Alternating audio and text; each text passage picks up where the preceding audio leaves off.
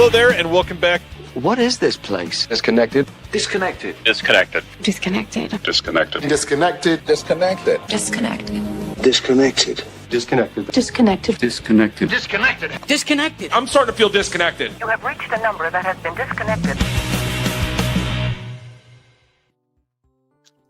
Hey y'all, and welcome to another Thursday with first-time guest on Reconnected One. I am so stoked to have here for the first time Mr. Austin Trunick. Austin, thanks for showing up. Thank you. Thank you for having me. I am so excited to be here. I'm excited to be here during this festive time of year. Love the lights in the background. For those that don't recognize the name Austin Trunick, Austin is the main scholar behind Canon Films. This is the Canon Film Guide, Volume 1.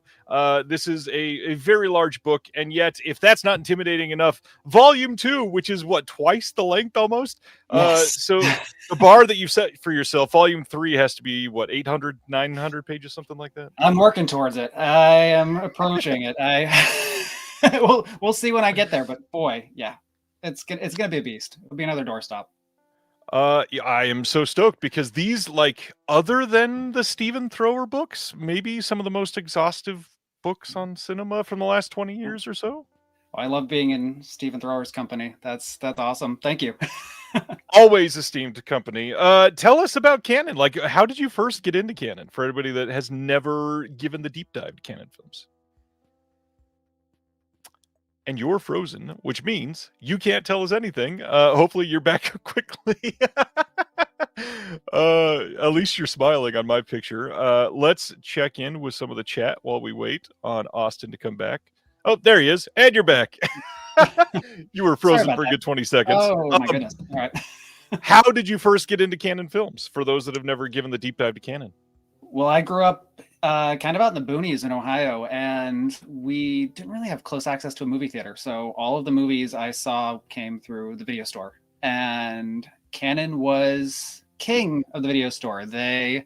You couldn't spin around with your arms out without knocking over a whole bunch of Canon movies off the shelves. So these are movies that I first saw with my dad renting them, and then when I was old enough, in middle school, renting ninja movies and things that probably shouldn't have been rented to a kid my age, but those are the video store days, and people were not very. The cool video stores were very lenient about that. You can get away with renting action movies, but yeah, these are the movies I grew up on, and as I grew up and I got into film criticism for a long time, I worked for various magazines. I edited a home video section of a magazine for a very long time. I ended up coming back to Canon. I returned to the movies that I grew up on. I'd spent many years writing about Criterion releases, and then again, it was fun just to go back to the Charles Bronson and ninja movies after all of that. I totally get that. The amount of variety in Canon Films is always hard for certain people to pin down, but the great thing is they all, like, the moment you see that logo, the feeling changes when you're watching that film, unless if you've been around them for so long. Yeah, no, it's one of those things. The Canon logo, it was never, I wouldn't call it a seal of quality, but it was always a seal of a good time. Even if the movie was not great, it was going to be entertaining. And really, that's all a movie needs to be. That's the goal. I think, in my opinion, a movie just needs to entertain you. Speaking of that, you have been here to assist with entertaining on some home video releases over this last year. You've written on some essays on Mac and Me and the Garbage Pail Kids and a couple others. A big one for me, Sergeant Kabukiman. What's that been like? Is this isn't your first year on physical media releases, right? I think you've done a couple before this year. And frozen. Okay, sorry about that. And now you're back. What is going on? I am up in New England right now when we're having some slightly snowy, slushy weather. So I don't know if that's affecting my connection right now, but I'm really, hopefully that holds out a little better. No big deal. We'll figure it out. Other releases. I think you were on a few before this year as well, right? Yes. The big one, my debut really, was Invasion USA last year.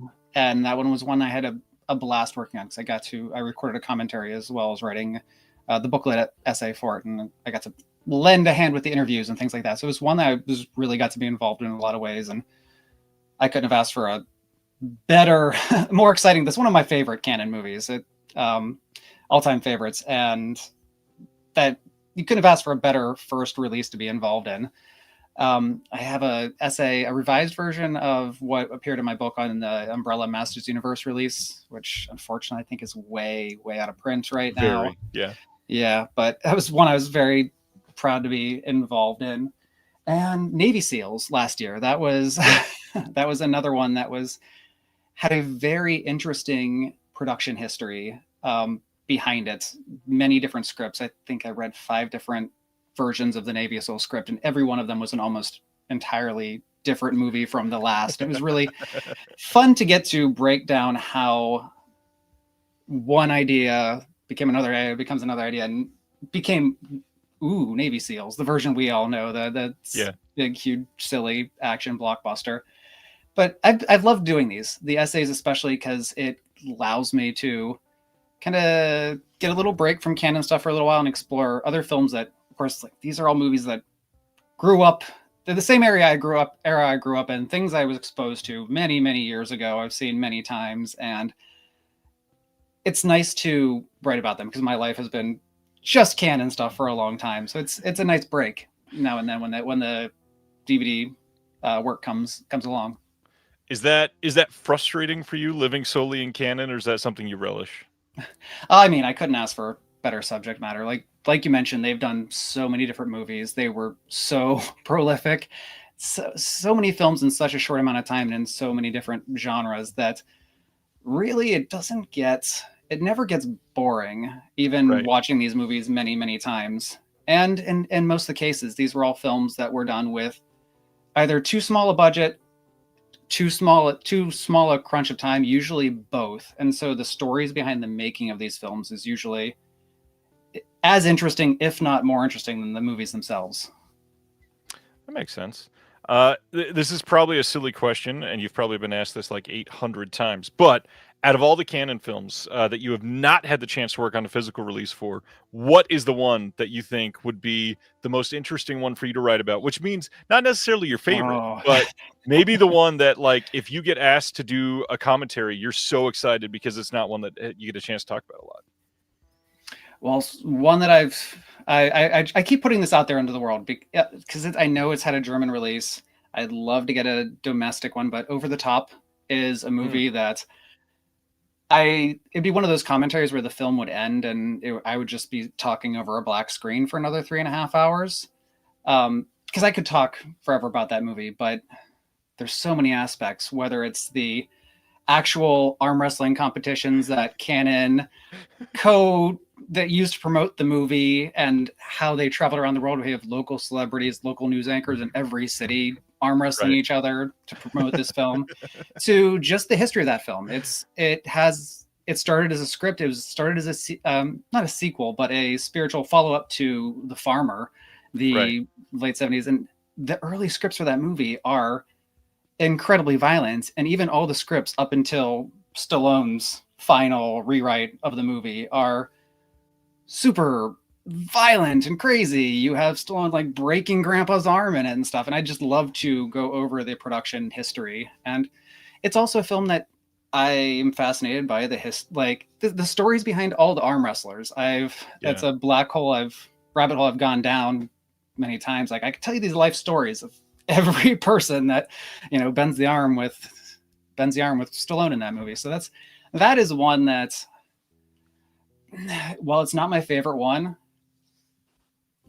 they just let me at it because I could easily produce 20 hours of extra features without even stopping to sleep. I would do it in a weekend. Just turn on a camera and let me go. Well, when they put out the VSU next year, hopefully they call you up, because that would be incredible for Vinegar Syndrome. Fingers crossed. Yeah, that'd be a perfect one for them to take on. And you are not just about canon, other stuff that you love. What other kind of movies are you into? Oh my goodness, my taste's all over the place. That is a tough one. I mean, right now I'm all about the holiday movies. We'll talk right there. Yeah. But yeah, I love Czech cinema. I love my college thesis was on New German cinema, so Fassbinder and Wenders, Nice. and so it's all over the place. I've not encountered many movies that I've disliked. That's the thing. I might not have been a good critic. I'm starting to realize that now. As historian, I feel like I'm suited, but as a critic, because I rarely found a movie I didn't enjoy in some way. I think I'm just a creature that can be put down in front of a flickering screen, and I'll find something to love about whatever's on. So my taste is all over the place. I get that fully. But speaking of that, we both love physical media. So what have you been picking up recently? Well, I've got a few things actually on hand, but we were just talking before the show started. The thing I'm most excited about, some overdue Canon 4K releases. These all just came from Kino in the last week or so, but I have Death Wish 3 and the Ninja Trilogy, and really here ranked in the order of my favorite two. I still love them all. Like I will watch these movies at the drop of a hat. And I've seen them 100 times, and I will watch them right. Anyone asks me, any moment. It is a big deal for Canon fans right now this month, because Kino, putting that much into the Ninja Trilogy is probably not something a lot of people saw coming as one of the first releases from Canon 4K. But they supposedly look great. I don't have a copy yet. I cannot wait to see them. Sam Furstenberg, friend of the show, I love his directing on those. He is one of the most kind, just individuals ever. Love seeing those. Anything else that you wanted to share? Well, I'm sure, like a lot of people here, I spent a little more than I expected at the Criterion sale last month. So it's stuff I'm going to be working through those probably for as my holiday break comes up, getting to watch. I picked up the 4K of Barry Lyndon. I've been dragging my feet on that for a little while. Eyes Wide Shut. I was lucky to get it before, like, I guess they're drying up everywhere for a little while until they get the next wave of stock in there. Some other odds and ends that I've been meaning to grab. So those are things that really currently on the top of my watch list. I have the new Sunset Boulevard. As I was telling you right before the show started, that a lot of what I've been doing now is just upgrading so many things to 4K. A lot of things I've seen you post about that I've seen a deal here and a deal there, and it's like, do I need to upgrade from the Blu-ray? Right. Yes, I do. For the little bit discount off, yes, I absolutely need to. So I've got a lot to watch this holiday season. Once the 26th rolls around and I'm putting my stack of holiday movies back in the drawer, I've got a pile of stuff from mostly the various sales that we had, a few weeks ago. Funny enough, you talk about having a pile of stuff. I guess I don't usually theme these, but theme for this week for pickups seems to be a lot of stuff to watch, because they're not. I guess they are kind of box sets in a way, but I'll share. Not seen a lot of people talk about the brand new Tom and Jerry, the Golden Era from Warner Archive. This thing is just incredible. Got a nice booklet with it. Lots and lots. I think there are. What is the total amount here? It is they don't have it listed easy, of course, but there's like a ton of minutes. It's like hours and hours and hours of Tom and Jerry, which is just incredible. And then recent sale, the Kino Lorber sale, which is still live. I had been waiting on two of their collections to go on sale, and I think both of these were on sale for the first time. So we've got the Made in New Jersey films from Fort Lee set. I've been wanting this since the day they announced this. This is stuff all the way from 1909 to 2015, and I just love an eclectic mix like that, so that's great. And then some older stuff as well from Kino. These are all from 1920 all the way up through 1940. And this was one of the ones I've been really waiting for, and that is the Oscar Michaud Complete Collection. And what they do on these Library of Congress releases where they work together on them, they always have a booklet. And of course, I just knocked a disc out, but they've got a booklet. And this thing, let me fix this disc, has 5 different discs in this collection, and the amount of time that they are covering on these are incredible. And I don't really see many other boutiques putting this much into stuff from 1920. You know, you get like Flickr Alley will put out a solid, really great disc. But Kino's like, hold on, we'll put out 5, no big deal. And this was on sale. This was like $50 for a ton of cinema. It's great. And speaking of silent cinema, here is the 2551 trilogy from Deaf Crocodile, giant box set. This is a 4-disc set, 3 films, a disc just for special features. The artwork on this going all the way around the box. I love this art. And these are just incredible films, really subversive. Not sure if people have seen these films yet because they're just arriving in people's hands now, but they are weird, off the wall, like strobe light filled experimental cinema. And they cover everything from Charlie Chaplin homages all the way to like simulated sex acts. And it's crazy. Everybody needs to check these out. They are truly incredible. Love this release, and I hope you like it. That's what I've got. Recent watches, other than the Ninja Trilogy, what have you been checking out recently? Well, I've got some things I've been working on for the Can book. So there are movies that I've been watching in rotation just to work on that. There are some odds and ends that I've been catching up on. Your disc, the one you just showed there, reminded me of it, but it's the Masters of Canadian Animation. I'm trying to remember the title from Canadian International. It was a while back, but it was just a fun one to throw on because it was just such a variety of different animators and different styles. And I love that it has a play all function. That's something that I I love a lot of these compilation discs, and I feel like not every label thinks to add that. And it's just such a lovely option to sit and I want to watch 3 hours of this in a row, or if it's just something I can play a few times and walk in and out and catch things. I love, but that's one that I watched not too long ago, and this is on the total other end of what we were just talking about. But I just finally watched the new Superman with my kids. which was fun, and was also nice. A gorgeous, cool, very cool disc with very great sound separation and well done. So it's just, there's some odds and ends. I also, for Thanksgiving, I had my regular annual watch now of RRR. Nice. So that that started last Thanksgiving, and it just seems like Thanksgiving is just this smorgasbord of all this different food, and it's too much, but it's all the right amount that you need. And RRR is the movie version of that. I feel just the most gluttonously enjoyable movie, and it's long, it's big, so that was a very recent, very enjoyable watch, but also a rewatch many times. Have you seen from the same director Bahubali, the other films that he did right before RRR? So this must have been like 6 weeks ago now. They re-released Bahubali as a complete epic, which it was 2 films, and they took them both and put them together, which if you took the full runtime of both would have been 5.5 hours, I think.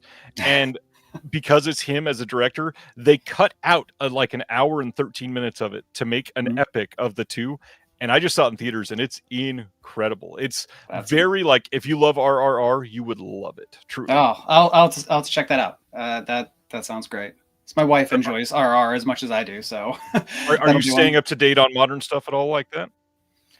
Not as much. So that was something that by the time my second kid was born, I was working on the second book. And we left New York City. I moved out I'm up in northern Connecticut. So I am not able to get to movie theaters as much. I'm not as nearly as isolated as I was where I was growing up in Ohio. But where I am, I can go down to Hartford or go up to Northampton, where there's a lot of college. It's like a college town, and there's a lot of cinemas there. But it's really kind of tricky. So to get out to see something brand new, it requires a big production, which I'm sad I don't get, because again, when I was living in New York, I could go to Film Forum, I could go to Angelica, and this was like, you could see 2, 3, 4 movies in a row. One of the best birthdays I ever remember having, I skipped work and I went and watched 4 Douglas Sirk movies. at Film Forum, one after another, all ones that I'd never Nice. seen before. It's just great just to be sitting in one theater, getting so much selection, and I miss that. I really miss that. That's the one drag about leaving the city. I love space. I love the fresh air, but no movies, no movie theaters nearby, and no instant access to pizza. That and low key, one of the worst parts of having young kids. Much more Yes. difficult to leave home. Yes. Yeah, my children are 10 and 7 now, so they've gotten over. They're still young kids, but my older child is now getting to the age where she's interested in more movies, and we're watching things together, and I'm having a lot of fun there. There have been a lot of movies that I saw a bunch of times many years ago, and then kind of grew tired of, and it's great to finally revisit some of these classics with her. My kids are 9 and 10, and being able to have at least one of the two right now be truly in love with movies has been absolutely great. So what have you been watching with them? Lots, actually. We started around October on the whole, we think you're almost old enough for some of like the PG-13 horror. And so we showed them things like Crawl from 2019. Okay. And they seem to really like that. We showed them Paranormal Activity, and my oldest loved it so much that he came home from school the next day and put it on again. I was like, all right, I guess. We showed them Halloween, had to cover the eyes during a couple scenes, but that was fun. And then let's see, what was another one of the big ones? Well, for Christmas, I guess we just showed them Scrooge for the first time. The youngest could not possibly care less. I think before the end of the first act, he was already out of the room and attention on something else. The oldest was there, but he was like, yeah, it was okay. And honestly, I kind of feel the same. Scrooge has never been top of my list for Christmas stuff, but hey.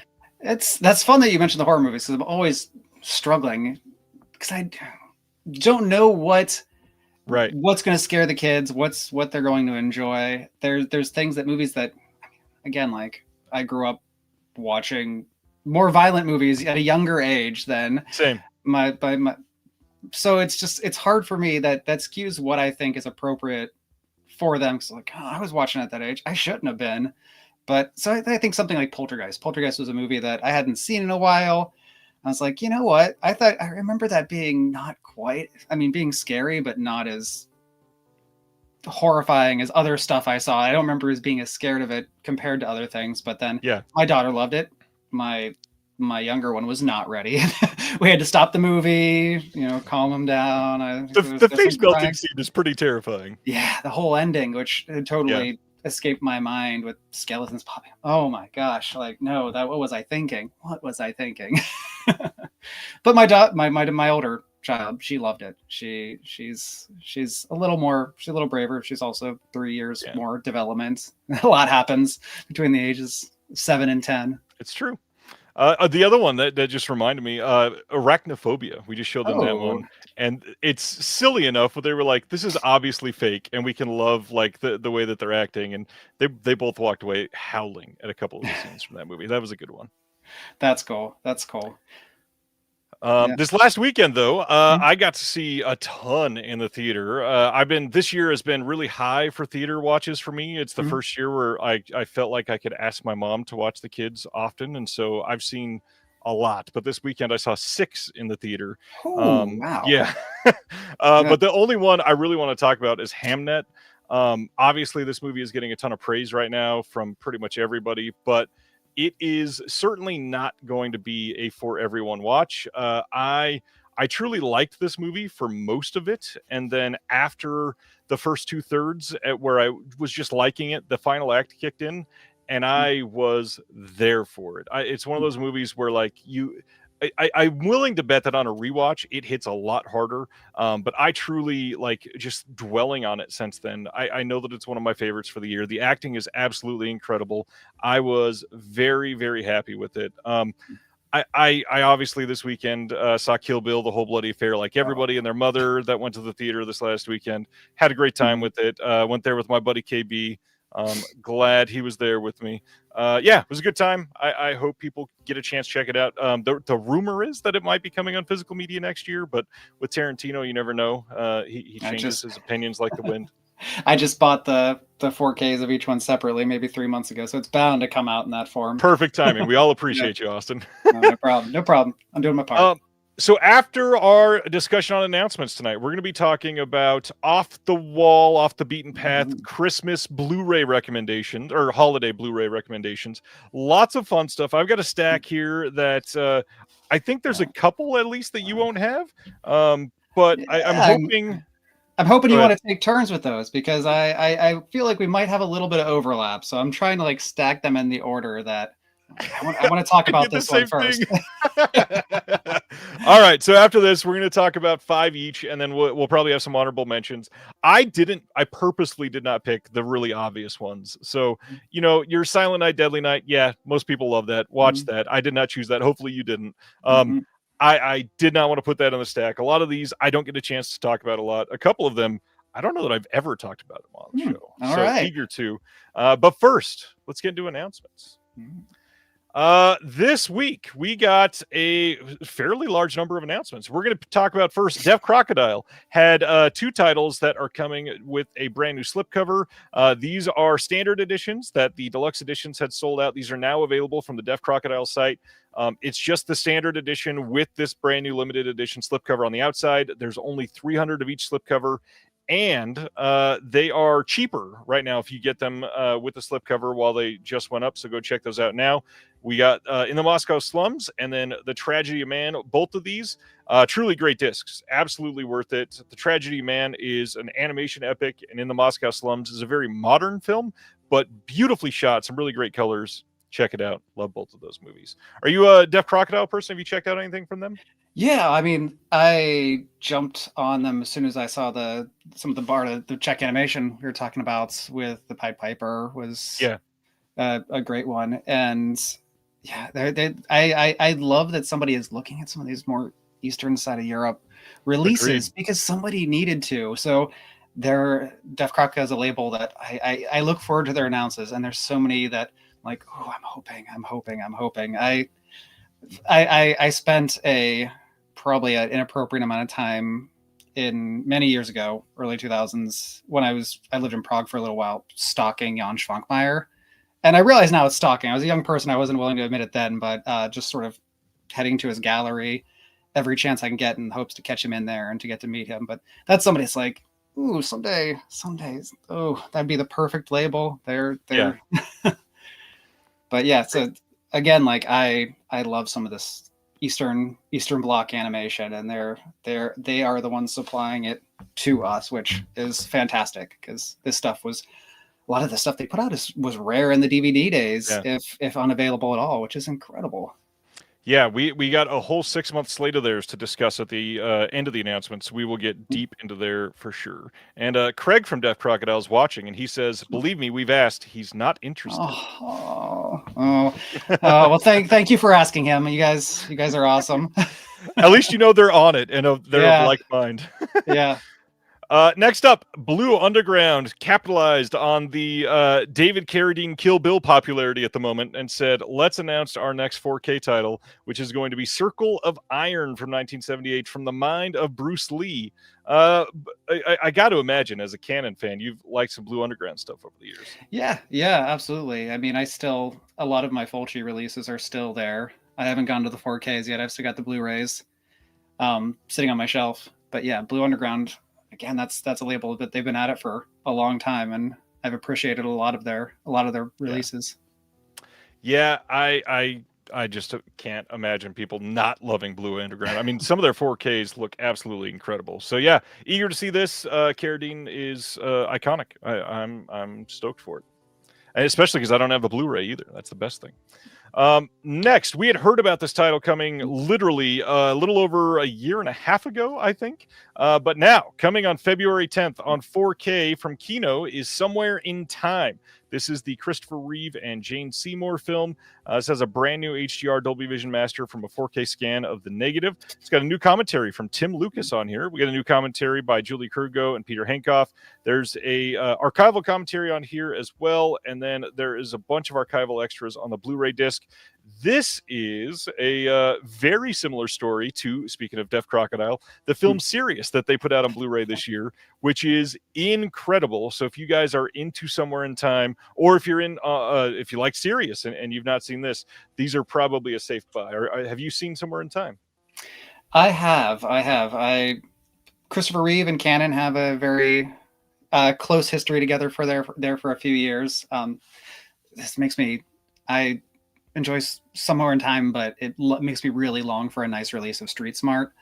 Yes. Somebody, like somewhere along the lines, it seems like a perfect Fun City release. But yeah, Christopher Reeve, again, like great actor, Shakespearean trained actor, and who knows what kind of acting career he would have had not Superman kind of, I think, pushed him towards that, and people only would associate him with that. So it's fun to see the movies where he did get to do something that wasn't cape and tights. Agreed. Fully agreed there. More Kino 4K. On February 10th, we are getting a 4K of Dead Again from 1991. This is the Kenneth Branagh film that a lot of people love. I believe this also came out from imprint, so some people might have the Blu-ray there, because I think that was the first Blu-ray. There are some archival commentaries on here, but that's it. Nothing new as far as extras. Are you a Branagh guy at all?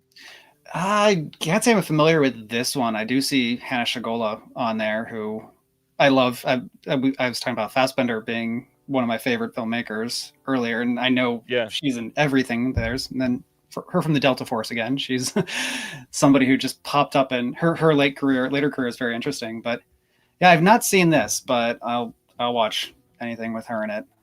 Yeah, I've not seen this one either. I've heard this is really great, especially for people that love Kenneth Branagh, but not the Shakespeare stuff. And I'm sure this is quite good. I've always loved the poster for this, even though I've never seen the movie. I love the poster design here. Next up, we got a 4K Steelbook coming of Five Nights at Freddy's 2 from this year. This is in theaters right now. They're also putting out a standard 4K, a Blu-ray, and a DVD. No word on extras or release date yet, but let me guess, this is not one that you are clamoring to see, sir.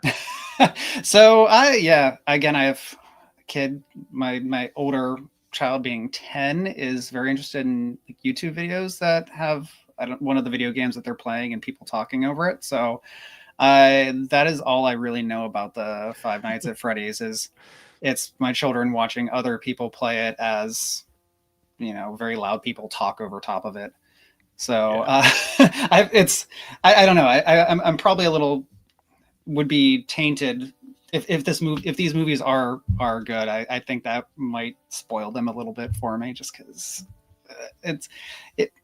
my children I'm enjoying watching movies with them, but their favorite forms of entertainment aren't necessarily stuff that appeals to me.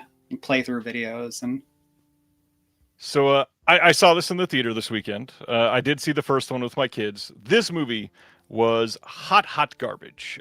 This is easily like bottom 10 or 12 of the year for me. I think this had some of the worst dialogue I've heard maybe ever. I would not be surprised if we found out years from now that this was literally like the dialogue, at least, possibly written by AI, like that level of bad.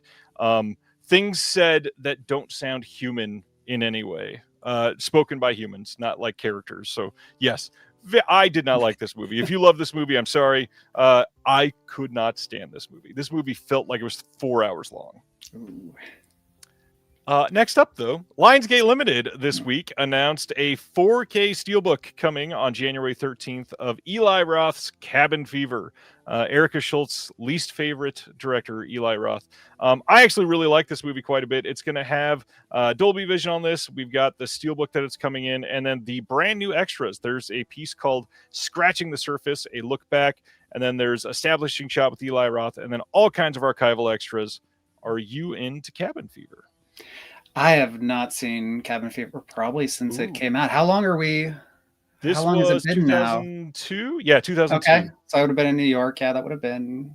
So yeah, it's been a long time. Wow. So yeah, no, I need to jump on. I always forget about Lionsgate Limited, and they do have some cool releases. By the time I think of it, I know that It Follows is probably sold out. I know that they had a cool They've only had a few that have sold Steelbook out. of Nothing that. crazy. Oh, okay. Okay, I might have to remember to jump on there because, again, when stuff is limited or available through only limited spaces, it's easy for me to forget about it. Yeah, their Dogma release is currently sold out, but that got a standard 4K everywhere, so that's not super crazy. And then the other one, I happened to jump on it when it first came out, is The Descent. This one is currently sold out too. But other than that, like a couple of their first releases are impossible to buy at the moment, but pretty much everything else is in stock. So if you're trying to get free shipping, it's $100 for free shipping. All and right. Well, with their prices, that's like 3 titles. Yeah, I have the Third Man on my wish list as well, so I'm probably pretty close to free shipping already with It Follows and the Thin Man or the Third Man. Well, if you want a weird one to maybe throw in, they are also on that same day putting out a Blu-ray of Mystery Team from 2009. This is the Derek comedy film starring Donald Glover, who is Childish Gambino. This movie has been nearly impossible to find on DVD even, was never released on Blu-ray. This is the first Blu-ray release, and I adore this movie. I am so stoked that this is getting a Blu-ray release. It is coming out with a brand new 2025 Q&A with the filmmakers and the cast. The only thing that I will say here, this makes 0 sense as a Vestron video release. This has nothing to do with the era of Vestron video. It was not released by Vestron. It did not come out when people even saw Vestron titles anywhere. This makes no sense. That being said, the movie's amazing. I don't care what line it's on. I'm just glad that I'll have a great release for it. Yeah, that's a cool cover. Yeah, I went to NYU and the Donald Glover and DC Pearson, they were all NYU kids. So that's another one that many years ago now since I've seen it, but that's awesome that it's getting that's a very cool looking release. And you can get it for $25, and yet the DVD just 2 weeks ago was like $110. Wow. Kind of crazy. Yeah. Yeah, again, makes no sense as a Vestron video title. Honestly, a couple of them have not. The fact that they did May was kind of pushing it. Hider in the House came back. That one made sense for Vestron. This, not so much. It doesn't all have to be horror. Comedy makes sense too, but I mean, it looks like a Vestron style like cover art though too. So does. at least they went there. That's got a lot of credit for that. It's a good cover I would agree there. All right. Next from Wellgo USA, 2025's Frontier Crucible is getting a 4K and a Blu-ray release from Wellgo on February 17th. This is from the producer of Bone Tomahawk and starring Armie Hammer, actual cannibal Armie Hammer. So I think there's a lot of people that are going to be not very happy about the Armie Hammer thing, but also the producer of Bone Tomahawk. So this probably isn't for everybody, but it looks kind of okay. It looks kind of cheaply made, but William H. Macy, Thomas Jane, I don't know. I kind of want to see it. This is flew totally past me. This is the first I've ever heard of this movie. So this is the first most watching this I've ever heard of this too. Yeah. Let's see what is next. We are getting Dexter Resurrection, the complete first season on February 17th on Blu-ray and DVD from Paramount. I've never been a Dexter guy. Are you into Dexter? I have not seen Dexter. No. Me neither at all. Barry the Tick is making the joke. He says, wait, he fantasized about eating people, but he never did. My actual cannibal joke, that was a Shia LaBeouf reference, by the way, from a song. That was the whole point. See, Colton knows what I'm talking about. I was not saying Armie Hammer actually eats people. That was anyways. Bad attempt at humor. Also from Paramount, on March 3rd, they're putting out a 4K steelbook of Star Trek Strange New Worlds Season 3. And if you don't want a steelbook, you got to get a Blu-ray or a DVD. They are not putting out a standard 4K. I have not been one to ever keep up with Star Trek. Are you a Trekker? I've watched some of it over the years. I a lot of times I have a hard time getting into a huge, long storied franchise. It's very intimidating. It is. Like I watched Doctor Who, but I've not seen anything other than a few episodes here and there before the relaunch because it scares me how much there is. And I'm weak, I guess. I'll admit I'm weak, but I get easily frightened. I can't imagine starting Star Trek in 2025 and saying, I'm going to watch everything Star Trek. Yeah. Yeah. I've seen a lot of the original series back in the day, but Same. the Next Generation when it was on, but I can't say I remember much, unfortunately. Yeah, I think The Deep movies, Space Wrath of Nine Khan. was mine. Yeah, that's true. All right, next, January 20th, we're getting a 4K Blu-ray dual feature release, not dual feature, sorry, dual format release, and then a DVD release from Decal of Keeper from this year. Osgood Perkins' Keeper. He's going to have a commentary on there and a trailer and a teaser, but that is it on the disc. Osgood Perkins, have you checked out any of his work? Well, what are his other ones? Blackcoat's Daughter, Longlegs, The Monkey. Okay, Longlegs, yes, I saw. And Blackcoat's Daughter. That was Longlegs was wild. That was one of the ones that I wanted to see in theaters, and actually, as soon as it came available for rental for the like almost ticket price, I did it because it's hard to get out, but Yeah. But yeah, that was one of the few movies that I watched like very, very close to its theatrical window when it was on available for rental. So yeah, I'll have to check this out because I love both Blackcoat's Daughter and I really enjoyed Longlegs. I did not love this. I really loved Blackcoat's Daughter, and Longlegs are my two favorite from him. The Monkey I felt was a little bit off, and then this fell pretty completely flat for me. I thought it looked great, just incredible visuals. It just felt like I did not smoke enough to see the plot line that did not exist. I say as somebody who's never smoked anything in his life. Yeah, I just can't get into Keeper. I hope people like it. Josh is defending it. I'm sorry, Josh. Not for me. Let's keep going here. We are getting hunting season. Speaking of movies that a lot of people are going to avoid, January 20th, we're getting a Blu-ray from Goldwyn Films of hunting season starring Mel Gibson. It says a girl and her father living deep in the woods rescue a wounded young woman that washes up on the bank of the local river. Their lives are forever changed by a mysterious stranger and the ruthless drug lord who will stop at nothing to kill her once and for all. I don't love a lot of modern Mel Gibson. Some of his stuff has been okay. I'm a big Apocalypto fan. Anything Mel Gibson you love? Oh, I on top of the giant stack of releases I bought through the Grove sale for this one was Lethal Weapon, the 4K release of that. So that's one I'm eager to watch, and I guess is seasonal now that I think about it. It's true. Yeah. So okay, I have an excuse. to move that to the top of the pile. Shoot, you can talk about that tonight if I cover all your duplicates. Oh, all right. I have plenty of backups. February 3rd, we're getting a 4K from Universal of A Beautiful Mind from 2001. This is the Russell Crowe film. Kind of surprised they ported over, I believe, pretty much every special feature that's ever been out for this film. Nothing new, unfortunately, but you got Dolby Vision and HDR on the disc. Good looking release. It looks like pretty solid. And not to mention, it's fairly cheap. It's like $20 everywhere, which can't really complain. I agree with Craig. The amount of airbrushing on Russell Crowe is a little weird. Especially after just seeing him in Nuremberg this year. But yeah, this is a good movie, and at $20 for probably a really great looking 4K, it's not bad. Yeah, I thought my glasses were just dirty looking at that cover of that there. No. Why is it so blurry? Yeah. Not at all. You are seeing perfectly fine, and the designer is not.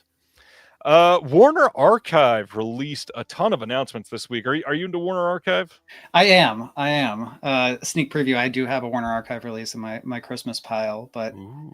I don't have this. I've had some of their other animation releases they've put out. Obviously we talked about the whole HBO or not HBO necessarily, but Warner Brothers being purchased by Netflix and or Paramount at the moment, depending on how it shakes out. I'm not going to say, like other people on here will say, hey, go out to support. But I'm going to say, if you see Warner Archive stuff on sale or a title that you really want, the next year and a half is probably going to be a really great time to pick up Warner Archive titles because we don't know how long they're going to be around at this point. Right. So I would strongly suggest supporting what you feel like you want to support from Warner Archive and or Warner Brothers or whatever, because who knows if they're going to license anything out anymore, put anything out on disc, or put it all behind a streaming paywall. And that was one now again, it's an odd website that does the Warner Archive sales, Zing or something. Movie It's Zing, yeah. Movie Zing. It's once or twice a year, but it always gets me for a lot because I'll look and I'll be every time it's like I thought I had everything I wanted. No, I do not. Here's another, No, there's 4, 17 discs. What the hell? usually because you have to get them in quantities of 4 too. So I would Yeah. be like, okay, no, I'm buying another dozen discs here in this sale. So every time that comes up, yeah, Warner Archive has done some awesome stuff from being a major studio too, really grabbing some deep cuts. Yeah. Some of I agree. The Busby Berkeley movies that they've put out, which I've enjoyed having on Blu-ray, but it's like, oh gosh, I'm afraid we won't ever see a nicer release now than what they have of a few of those. Yeah, that's true. That is sadly quite likely, actually. Mm-hmm. Yeah. Especially because some of them have not sold super well, probably. Right.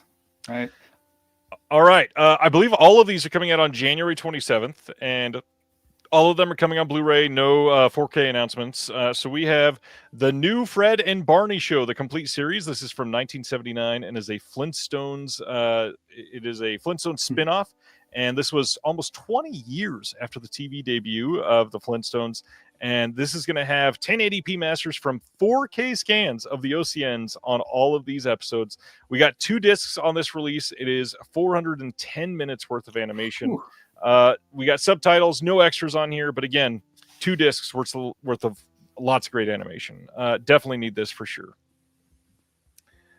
Next up from them is Mario Lanza's For the First Time. This is from 1959. This has a classic Bugs Bunny cartoon called Long-Haired Hare and the original trailer. This is from a 6K scan of the original Technorama negative. This is really great looking. Not seen this movie. Is this one that you've seen? No, I haven't seen this one. Me neither. Let's keep going then. Next is By the Light of the Silvery Moon. This is from 1953. This has classic WB cartoon on here from A to Z. We got classic WB comedy shorts. So you want a television set and so you want to learn to dance, plus the original trailer. This is a 4K scan of the original Technicolor negatives. I love how much they are putting into restoring and archiving all these great things. Absolutely. The animation discs I was thinking of that are their Tex Avery releases. They're just these very hefty sets that, and again, they're not only the restorations very good, but the extras, they have fun stuff with various like film reels, and a lot of the films like this one will have a comedy short, like an animated short before them. It's very, very cool. It's stuff that, again, like we would have seen, 20 years ago on DVD releases when extra features were new and exciting, but now only the boutiques do. But Warner Archive is one of the studios that still, for as long as they're going to keep doing it, doing these very thoughtful releases with stuff that they don't need to put on there, but we appreciate that they do. That's just an extra mile. It's a little bit of extra love. And I mean, who else is going to access like a 6K scan of the original Technorama negatives of any of these? That is nigh impossible for anybody. Mm-hmm. I love it. All right, next one up is from 1946, The Verdict with Peter Lorre.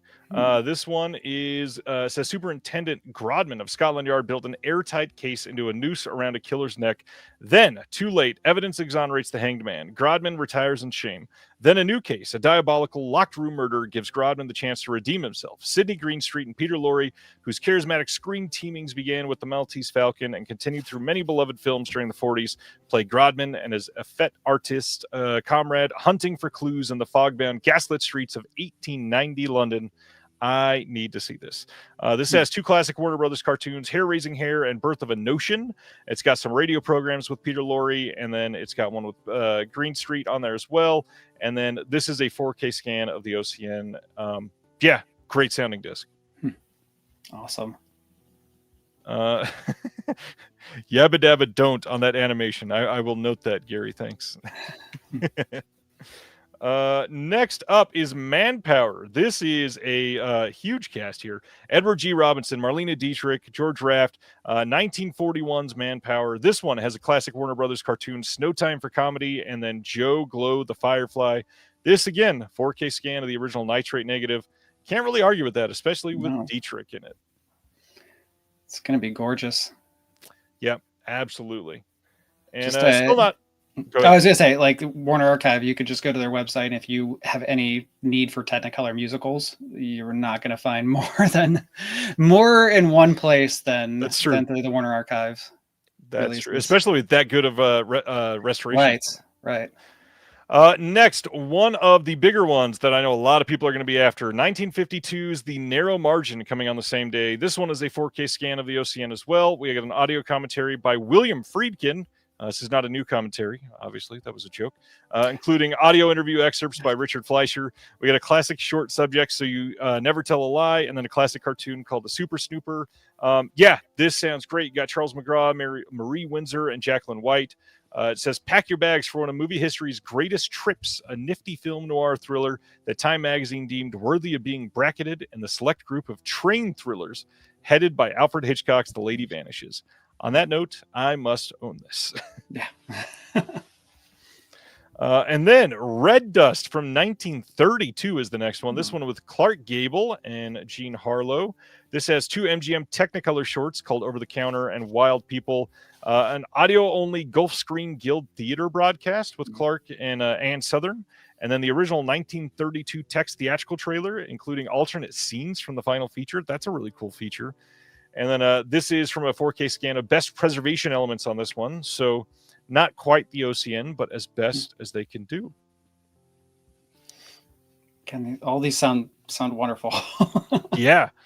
Vinny is saying that the Warner Archive titles are on sale right now on Moviezing, 30% off if you get 3 of their movies. Oh, that's awesome. There goes my budget. Which means... If I'm doing the math right, I think that puts most of them around $17.50. So not quite as cheap as the 4 for $49 that they normally do. And honestly, they normally do one of those around Black Friday, and they didn't this year. I wonder if that's coming up, maybe. Yeah. There was a lot of sales this year at the same time. Maybe they just quietly bowed out. Yeah, I could see it might be advantageous to hold it a few weeks before, or maybe after. I don't know. That's it from Warner Archive. It sounds like a really solid slate. I think it was 7 releases. Kind of crazy. January 27th, big release day for them. Next, March 10th, we're getting a Blu-ray release from Visual Vengeance of The Paranormal from 1998. Have you checked out anything from Visual Vengeance? I don't know. I have not. I can't say, unfortunately, no. This is a label that focuses a lot of like shot on video or shot on digital video releases that they go over the top and overload with extras. This looks like another one of those films. It's going to be a region free. There's a new director supervised transfer from the original tape elements. We get a commentary with the director Todd Norris, commentary with Todd Norris and the composer. There's new cast and crew interviews. There is an interview with Todd Sheets and Todd Norris, some TV bumpers, blooper reel, all kinds of stuff, multiple short films. And then if you buy the limited edition, you get all of this extra paper goodies, of course, a folded mini poster, reversible sleeve. You get a stick your own VHS sticker sheet, limited slipcover with original art by Uncle Frank. You get the Ghost Finder viewer that they're putting in here. And then the limited promo flyer, Z is for zombie movies. There is a lot coming with this one. Brendan says this movie has 3 views on Letterboxd right now. In other words, pre-order now and you might be able to be view number 5. If that one doesn't tickle your fancy, don't worry. On March 10th, they are also releasing Colony Mutation on Blu-ray. This is from 1995, and it says a scientist doses her husband. That is a different type of X-rated film. A scientist doses her husband with an experimental serum which causes his body parts to separate from his torso and take on lives of their own. I guess I kind of was describing a XXX movie. Anyways, this one is region free, has a new director supervised 2K transfer and restoration from the Super 8 film elements. We've got multiple commentaries on here, lots of interviews, alternate original 1998 VHS version, the 2013 DVD version. There are lots of other Visual Vengeance trailers on here. And then again, stick your own VHS stickers, reversible sleeve, folded poster, a booklet with notes by Tony Strauss, and then a slipcover with art by Justin Coons. Colony Mutation looks very interesting. Yes, Stan, the Tom Berna, I believe. Stop motion heavy Super 8mm film. Check it out. Of course, I clicked away accidentally. So the next one is coming soon on Blu-ray from Kino Lorber, and that is Death of a Gunfighter from 1969 with Richard Widmark and Lena Horne. Are you a Western guy? Not as big as some people have, but I mean, again, like the classics. Not too long ago, I watched the Kino Lorber Shane. That was a pickup from a recent sale. They're 4K, and that's a gorgeous one. Speaking of Warner restorations, The Searchers was a beautiful, beautiful. So I love revisionist westerns. I love the psychological westerns. There's a lot of the stuff before that in the canon, not the two ends, but the canonical westerns. I have some big gaps that I am kind of weigh on me. I'm kind of ashamed of. There's a few in there. But the classics I love. High Noon is still one of my favorite films of all time. Jeremiah Johnson's one that I believe that's the Warner Archive sale. I think that's one I'll have to pull up my Google Doc and see where I need to grab from where. But this is not one that I have seen yet. I've not seen it either. I'm kind of the same as you. I've got lots of missing major titles that I need to check out. This one, the big thing that gets me is it's directed by Don Siegel as Alan Smithy. I believe, if I remember right, this is like the first Alan Smithy directed film. Oh, wow. So as part of film history, Alan Smithy went on to be very prolific. Yeah, it's silly film history, but hey, if you want to be a part of it, this is one to support. More Kino Lorber. February 17th, they are releasing the film Ray on 4K, the 2004 Jamie Foxx film Ray. I love this movie. This one has new commentary by Dwayne Epstein on here, and we also have all kinds of archival extras on here. Have you seen Ray? I did see Ray. I am afraid to revisit a lot of these, and I've missed some of the newer biopics. I didn't see the Freddie Mercury one, or I did see the Dylan one that came out recently, but Walk Hard has ruined most musical, like biographical music films for me. Agreed. And I know that this one, I won't be able to give it a fair shot. And I believe Walk Hard was announced very recently, or rumored or something soon. But yeah, it ruined musical biopics for me. I agree fully. Walk Hard is literally one of my favorite movies of all time. I think it's a masterpiece. I believe it is rumored because it was on the I think it was Sony. I think it's a Sony film. Okay. They did a survey for films that people want on 4K, and it was one of the listed ones. And I think it was last year they put out a survey, and like everything on there has been announced for 4K. So everybody's just saying, well, everything on here is probably going to come to 4K. So Walk Hard possibly coming. But the big thing, I don't know if you saw this news. John C. Reilly announced that next year in 2026 they are doing a Walk Hard live concert tour. Oh my gosh. All right. New York or Boston. I gotta see where I can get tickets.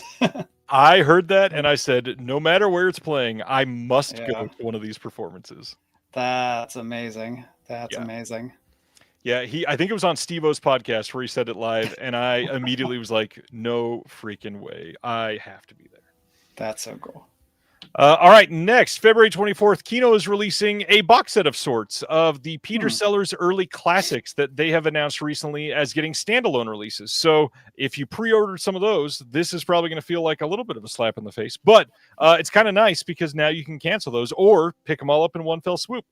In this, you've got Man in a Cocked Hat, I'm All Right, Heavens Above, Two-Way Stretch, and The Wrong Arm of the Law. All of these are getting standalone releases. So if you are wanting 3 or 4 of them, this is easily going to be the most cost-effective way to get them. So check it out. Peter Sellers, incredible. Are you a Peter Sellers guy? I am.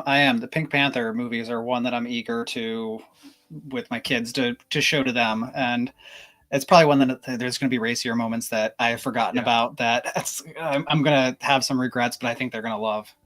it's always better off to apologize rather than withhold the film from them. So Yeah. good luck. Thank you. Thank you. I can't wait for those Pink Panther 4Ks they announced. It's going to be great. Mm-hmm. Another one that's not super safe to show the kids. February 24th, there is a 3D Blu-ray releasing of The Stewardesses from 1969. This is coming from Kino Lorber as part of their Kino cult line. This has a new audio commentary with David Del Valle and Miles Hunter. It's also got all kinds of archival extras. This is going to be able to be seen in both stereoscopic and anaglyph formats on the 3D. I don't think I own a copy of this movie, so I will probably have to pick this up. Have you seen The Stewardesses? I have not, and I'm actually pretty eager to check this one out because Kino, they did such a good job. I never thought we'd get a 3D release of Treasure of the Four Crowns. That I would be able to, and it was amazing. They did such a fantastic job. So I was a 3D skeptic. I never had a 3D television or anything, but then that release is like, okay, I need to stay on top of these because they're just so much fun. So I'll be all over this. Everything that they have touched with the 3D film archive, it ends up just looking aces. They are so great looking. Yeah, this is definitely going to be on my radar. Nice. Next up, speaking of Doctor Who a few moments ago, March 16th, over in the UK, there's a Blu-ray set coming from the BBC of Doctor Who, the collection season 21 from 1984. This is going to include a bunch of the seven of the stories from that time, and it is going to have all kinds of extras on here. These box sets, they go all out. Obviously, the Doctor Who fans are loving these. It's a 10-disc set, hours of special features, lots of good stuff. I'm sure you've not seen this year then from the sound of it.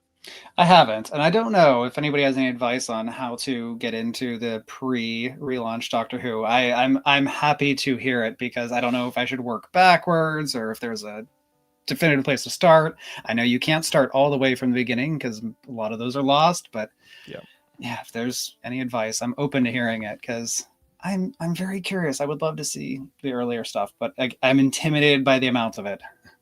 There is so much. And if you just start to like research how much there is, even that is just too much to find out already. It's crazy. Anyways, I think on the older stuff, they're almost close to being caught up on getting everything out on Blu-ray. So there's probably not a lot of these releases left. So if you're catching up to these, the light at the end of the tunnel is near. Next up, February 17th, Raro Video here in the US is putting out Plot of Fear from 1976. This is done through Kino Lorber distribution. And if you're recognizing this title and this font and this art style and all that, that's because this was just recently released in the UK by Indicator.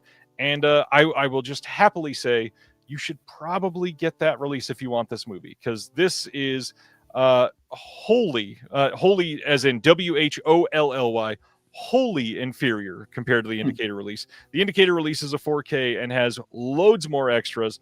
This has nothing new on it. Well, I apologize. Not nothing new. There is a new audio commentary with the Wild Wild podcast, Adrian Smith and Rod Barnett. They do great work. I love their stuff.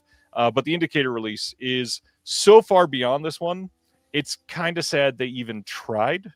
And I don't mean that as like an attack at Raro. I get it. I'm glad that this release will be out there because whatever, but man, the UK release is way better than this one. All right, I gotta highlight this comment. Derek says, Austin, bless you for having that righteous platoon leader display behind you. Michael Dudikoff rules. Had to highlight that. Oh, thank you.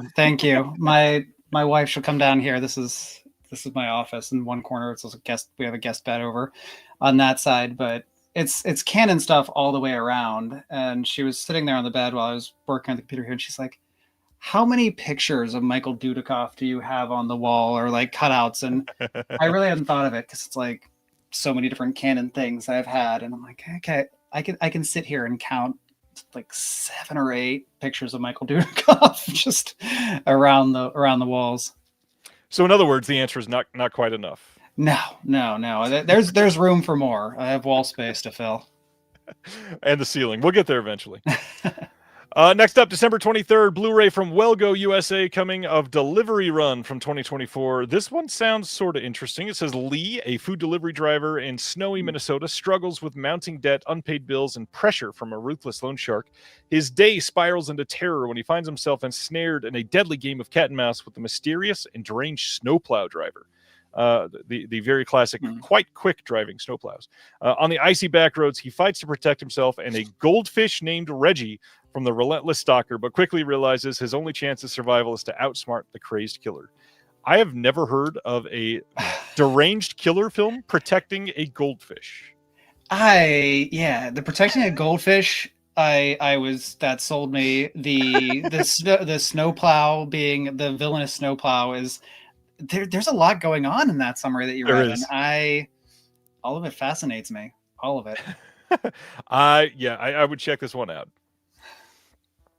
Next up, we got some imprint announcements. All of these imprint releases are, what is the best way to say this? Not the hard box releases. My mind immediately wants to say standard releases, but they're still limited edition, and they come in their slip cases, the side loading slip cases.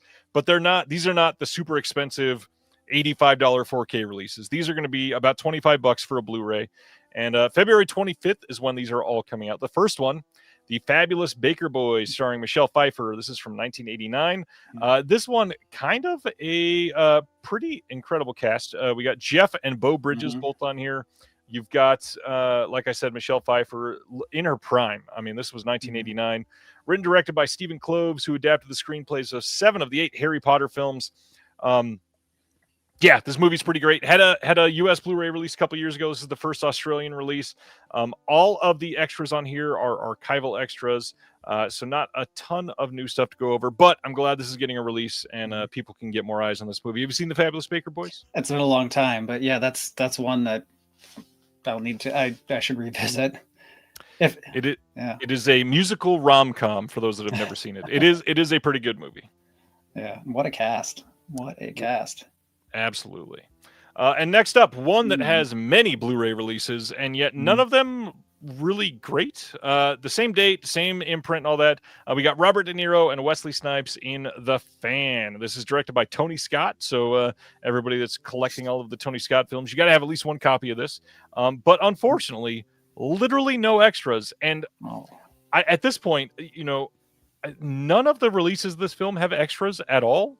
So I have a feeling it's the studio blocking extras for this, which is not uncommon. Like anybody that's worked with MGM, stuff like that happens all the time. So I'm curious if there's something about this film that they're not allowed to do anything.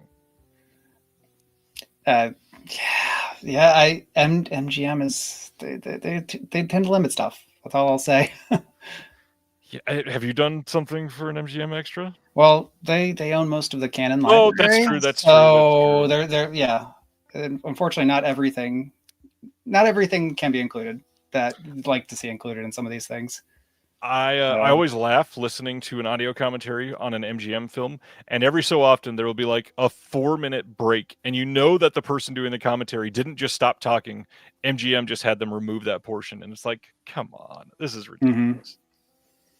Yeah, it's a shame with the canon stuff because I have so many neat things, which is whether they're scripts or things that were like shots from stuff that was cut out from like scenes that were cut out, and like I've got the J. Lee Thompson's personal like photographs from his wife's photographs from the set of King Solomon's Mines, and that's something I'll probably never make a DVD release. Right. I don't think MGM would ever allow that. But oh well, we get some cool stuff. That's true. They do allow. So next up is Mr. Jones from 1993. This is the first time this has been released on Blu-ray at all. It's a Richard Gere film. This says, impulsive, irresponsible, irresistible Mr. Jones is a man who effortlessly draws people to him with his infectious charm and fascinating energy. Intelligent, dedicated, respected, Dr. Libby Bowen is a psychiatrist who, despite all her training, is totally unprepared for Mr. Jones. This one, again, no extras on this at all. And I've not seen this movie. I feel like this one's been hard to see for quite some time. This is directed by Mike Figgis, also has Anne Bancroft in it. Do you know this movie at all? I don't know this one. I'm very curious on this one. Craig says, can all these extras be turned into a documentary of its own? I mean, probably, but you'd have to get a lot of licensing and permission from all the people involved, I'm sure. Mm-hmm. Yeah, I would think so. I think that would be outside of MGM a little bit at that point. Yeah. It's stuff that I I end up throwing a lot of the stuff just out there online because I like to share it. Yeah. I'll go through scripts, and online I'll be cutting out like whole scenes that are missing. I'll throw up images on Instagram and things like that. So just sharing it in some way. Yeah, got to get it out there. Yeah. Next up, another first time on Blu-ray anywhere in the world, Wrong is Right from 1982. This is a Sean Connery starring film, and it is a sharp-tongued political satire written and directed by Richard Brooks, based on the book The Better Angels by Charles McCary. And it says, when a globe-trotting reporter comes across a story involving a terrorism plot, he discovers things may not be as they seem. This one also starring, if it's a satire, it's got to have Leslie Nielsen. We've got Dean Stockwell in here, and even Jennifer Jason Leigh. This one, again, no extras. And I feel like for a political satire in 1982, I feel like that should have been a requirement for this film. So again, I wonder if something is blocking it, because man, this one would have been fun as heck to work on. Yeah, and again, this cast, this is one that I have not seen, but now I need to. It's just three names that you wouldn't ever think of putting together, the ones you read off there. Yeah. Yeah, this is a must. This is definitely on my wish list already. And then we've got True Colors from 1991, another first time on Blu-ray anywhere in the world. This is a John Cusack and James Spader film. This is also going to have Imogen Stubbs, Mandy Patinkin, and Richard Widmark, second Richard Widmark discussion for tonight. This one says, two best friends, one aiming for a career in politics, the other the Department of Justice. Their friendship is tested when one discovers the other is involved in corrupt dealings. This one, though, we did get a new commentary. This one with Matthew Ashbury Gear, and that's the only extra. Nothing else besides that commentary. I'm just glad they put something on there. But yeah, I do not know True Colors. Have you seen this one? No, but I like Herbert Ross. Yeah. Loose and Dancers is his one canon film. But great, cool name to be attached to there. To look for it. Yeah, and again, like I said, this won't be all that expensive on release date. This should be about $25 US, which isn't terrible for a first time anywhere in the world on Blu-ray title. Yeah, it's awesome. And then Racing with the Moon is the next imprint title. This is from 1984. This had also got a Fun City Editions Blu-ray release. This one will have a new audio commentary by Kelly Goodner and Jim Hemphill. That was not on the Fun City release, but all of the other stuff on here, I believe, was on the Fun City disc. So if you don't have the Fun City, might be time to check this one out. Sean Penn, Nick Cage, Elizabeth McGovern. Yeah, there's some high notoriety there. Yeah, Nick Cage. I mean, every movie you can expect him to go out here, but he has some great scenes in this, and he's the third kind of character in here, and yeah. But he chews up the scenery. Very young here too, it's just quite awesome. young. He was 84. Yeah. All right, next, Universal releasing the Woody Woodpecker and Friends Golden Age Collection on January 20th on Blu-ray. This is going to have a completely different set of shorts that were not on the 2021 release they did of the Woody Woodpecker and Friends collection. This is going to be covering all the way from 1939 to 1966. It's not exhaustive or anything like that, and I believe quite a few of these have been restored. The rumor is some of these probably don't look all that great because they don't have materials for them anymore, but these should look better than they've ever been on home video. So if you're into Woody Woodpecker, might be a good time. Again, animation getting some solid releases lately. Next up, one that I am shocked we are getting. January 20th, Universal is releasing the Ma and Pa Kettle Complete Comedy Collection. This covers all 10 films from 1947 to 1957. Have you seen any of the Ma and Pa Kettle films? No, I have not. I'm intrigued by this elderly couple at the looking over the fence at us. Tell me more. I know when I was younger, I saw at least The Egg and I. That's their most famous one because it was the first one. And I most likely seen one or two of the others. It is just very like, not to disparage anybody, but like boomer humor type of comedy films. Definitely something that my great-grandparents watched when I was younger. So it was on when I walked through the living room or something like that. I don't have any real memories of this other than I know that I've seen The Egg and I. If you like Ma and Pa Kettle, sound off in the chat. I would love to highlight it.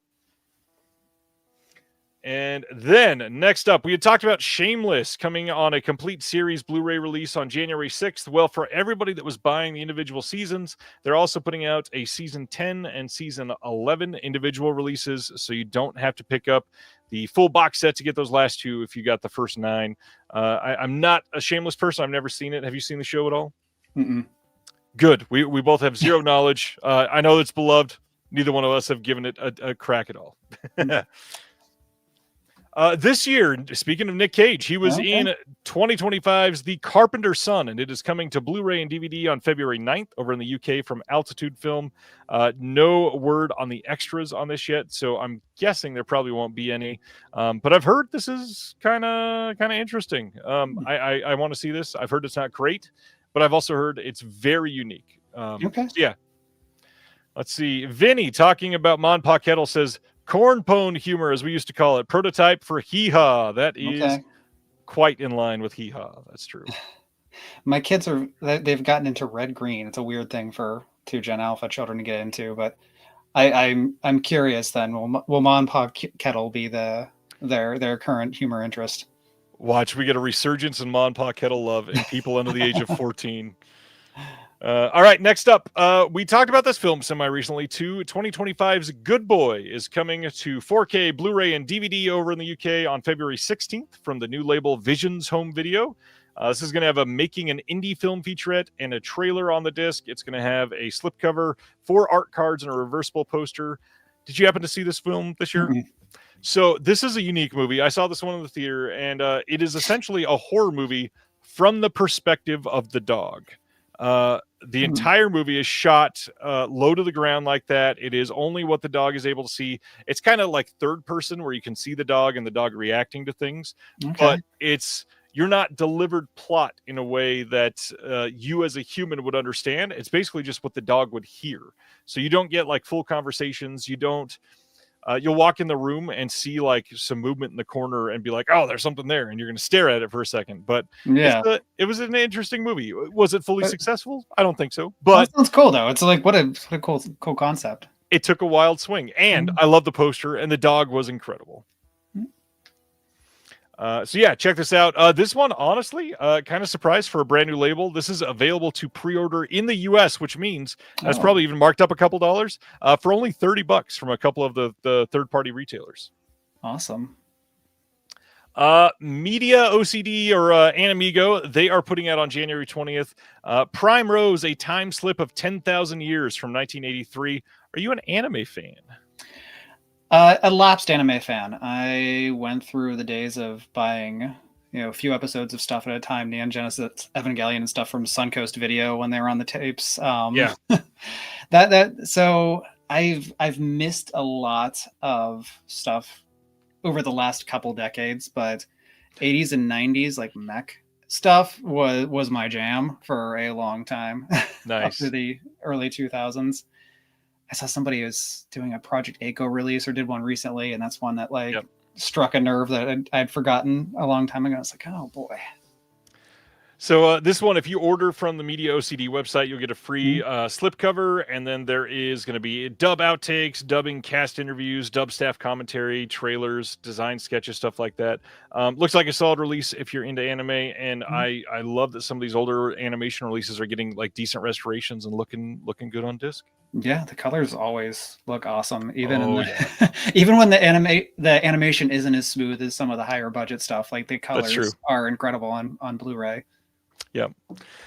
Next, January 20th, there's a Blu-ray and DVD release coming from Decal for Orwell 2 + 2 = 5, which came out this year. This movie, if you've never heard of it, says George Orwell was one of the most visionary authors of the 20th century, whose novels 1984 and Animal Farm foretold a chilling authoritarian future. Acclaimed director Raoul Peck, who did I Am Not Your Negro, interweaves clips, readings from Orwell's diary, cinematic references, and modern-day footage to craft not only a portrait of the writer, but a fresh take on how prophetic his work has become. I have heard that this is incredible, and I really need to see this. I'm glad it's getting a disc. I wish it wasn't a BDR, and I wish it wasn't Decal, but I'm glad it's going to be out on physical media. Next up, we've got a release delay. Kino Lorber's 4K release of Mimic from Guillermo del Toro has been pushed back till February 24th. No details on why, but if I had to guess, it's just the manufacturing everywhere right now is backed up. There are lots of delays happening, lots of titles being pushed back a week or 3, and should not be super surprised to see this happen. And if I'm a betting man, I would say in the next couple months, we're probably going to continue to see that until probably about middle of February, like this release, because after the busy season, it's got to slow down at some point a little bit. Next up, Kino also releasing on February 24th, Jack Benny Comedy Classics Collection. This is going to include Man About Town from 1937 and the film Artists and Models from 1939. You've got brand new 2K scans of the 35mm fine grain elements, a new commentary for Artists and Models by Eddie Von Muller. We got new commentary for Man About Town by Paul Anthony Nelson and Lee Zechariah. And then you've got the trailers on here, both mastered in 2K. I have not seen any Jack Benny things in a long time, so I'm very curious to check this out. And I really appreciate using the original art for so many of these releases that we've seen here tonight, between the Kino releases and the Warner Archive stuff. It's just like, it's good to see this gorgeous golden age artwork. It's as good as it was 90 years ago. And then we see A Beautiful Mind airbrushed to hell. I'm just glad we're not airbrushing Jack Benny, that's for sure. Next up, speaking of airbrushing, Cult Epics putting out Tinto Brass's The Key from 1983 on 4K. I don't think they've announced a full release date yet, but you can pre-order this now from their brand new website, which has a brand new innovative feature called a shopping cart, where you can put multiple things in this cart and check out and buy multiple things and not just one title, which is nice. I'm so glad that Cult Epics finally put that on their website. I hope other sites start to take notice and use shopping carts as well. This as a 4K transfer and restoration from the OCN. If you buy from their website, you get the site exclusive slipcover and 4 lobby card postcards. Those are limited to 500. It's got an audio commentary by friend of the show, Eugenio Ercolani, and Marcus Stiglegger, German film historian. We've got an interview with the actor Franco Brancarioli. We got a look at the Venetian locations of the film. We got a special on Ennio Morricone and Tinto Brass, and then some archival extras like photo galleries and such. Tinto Brass. Are you into Tinto Brass stuff at all?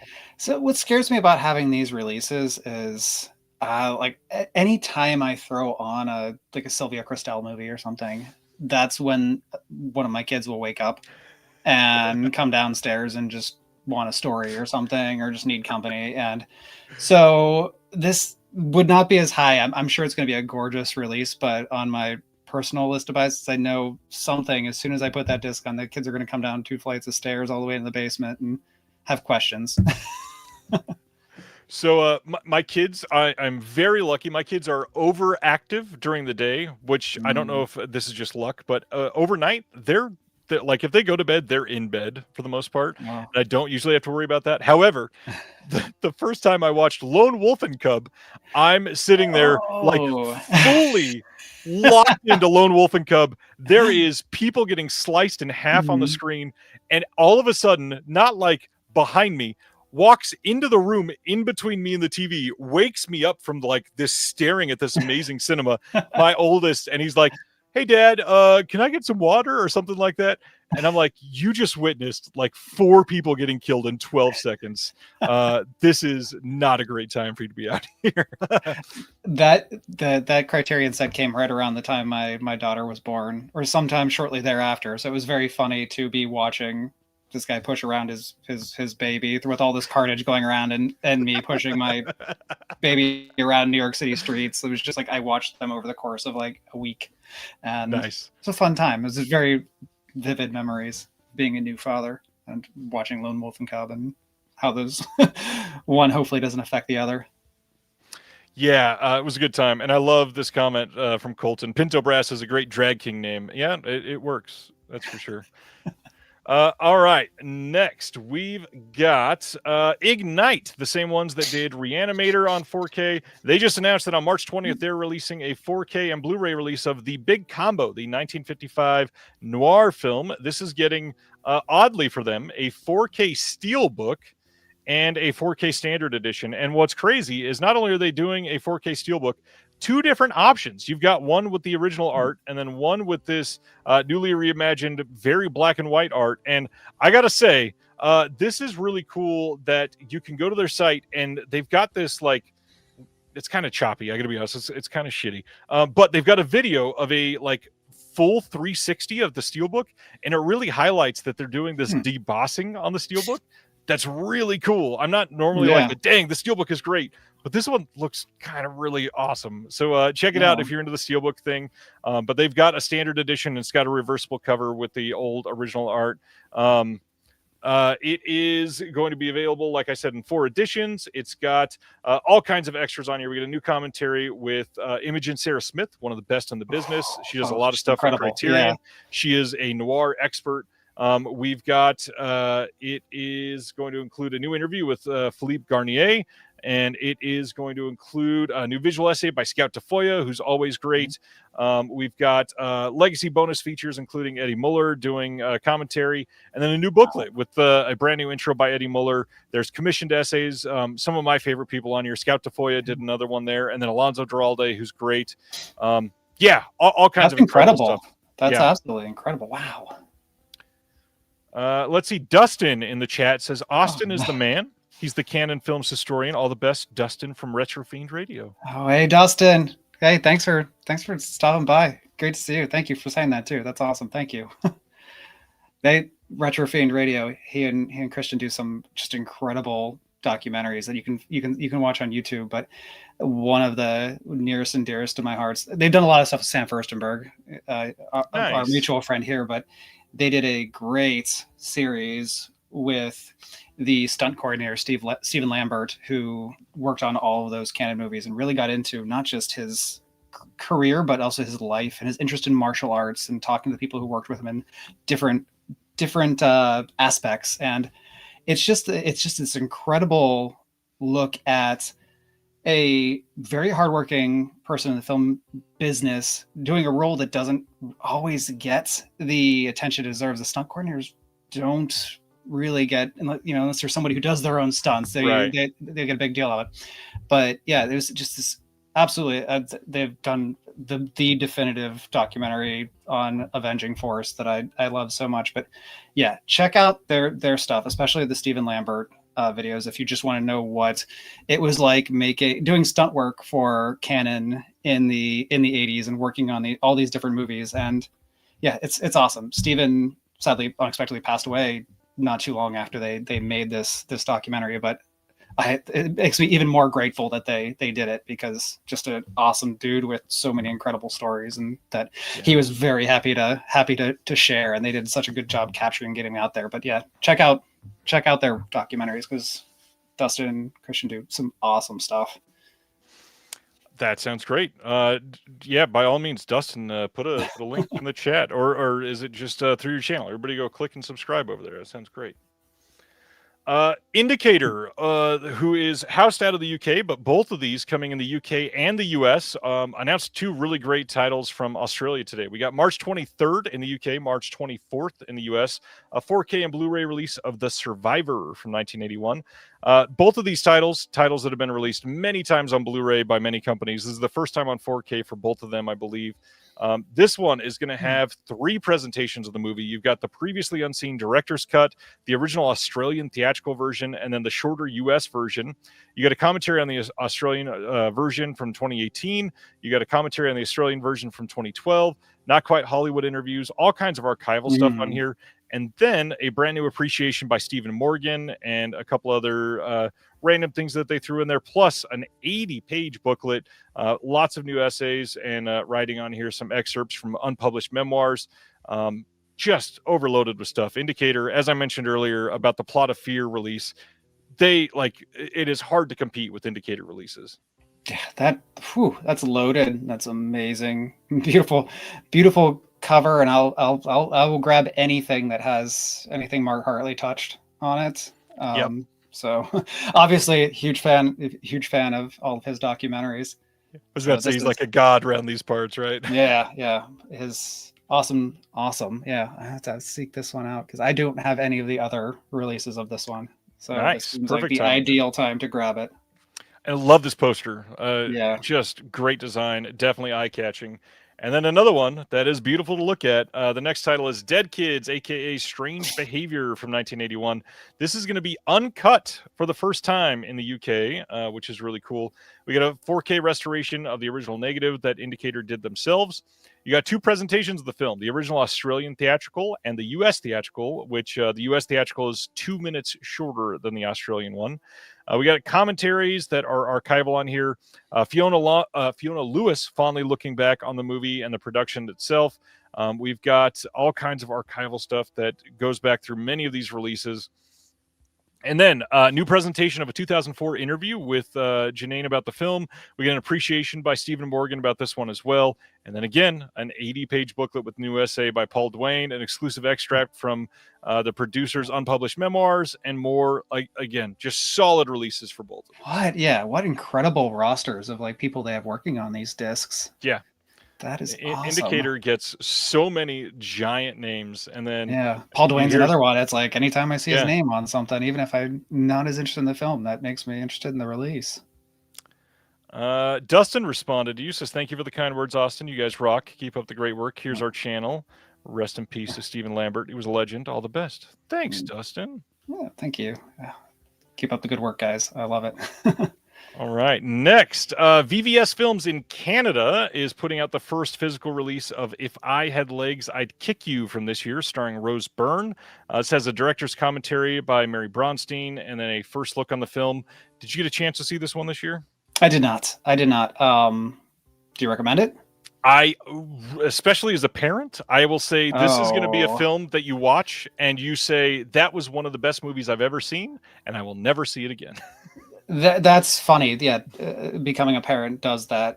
It's ruined a lot of, not ruined, but made me a lot of really wonderful films that I just can't watch again. They're just too hard. This is not a trauma against child type of movie. This is a parent going through it type of movie. And it is a just masterwork of a performance from Rose Byrne. She's incredible. Conan O'Brien plays her therapist in this, and he's just stupendous. And then out of nowhere, you can hear his voice in the beginning and on the phone a couple times, but Christian Slater shows up as her husband at the end of this. Great movie. Also a small part by A$AP Rocky, which is really great. This is just an amazing movie.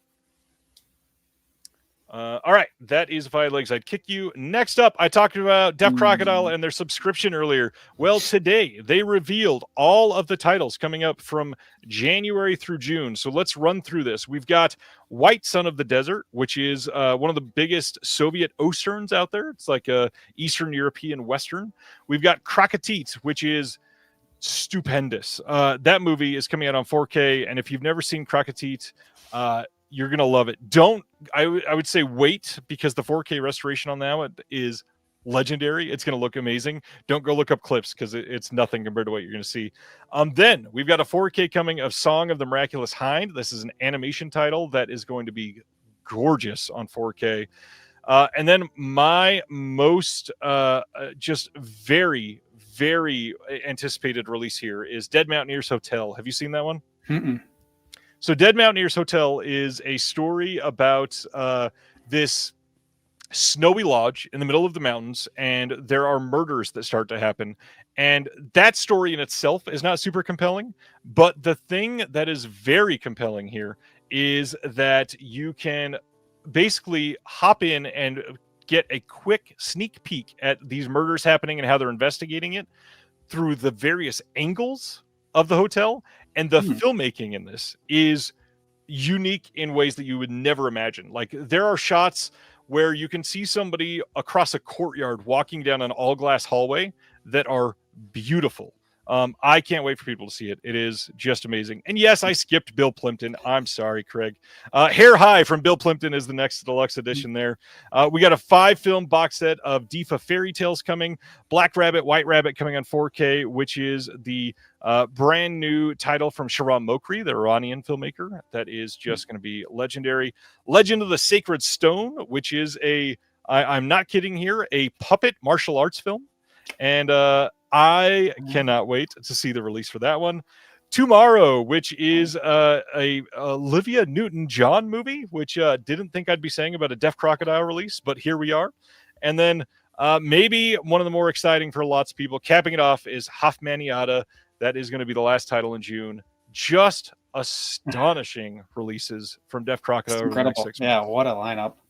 And a martial arts puppet movie. That's awesome. Awesome. All right. Brendan is saying, what are the Deefa fairy tales?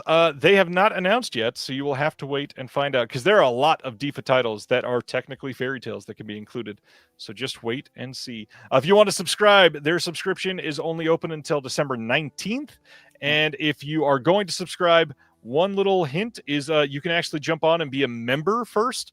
And they just put out brand new tiers for their membership. And one of them is the exact amount to get a subscription. So you just immediately get a $50 discount if you become a member before you subscribe. So check that out. That's awesome. Yes. Great looking. Great looking subscription. Yeah. Wow.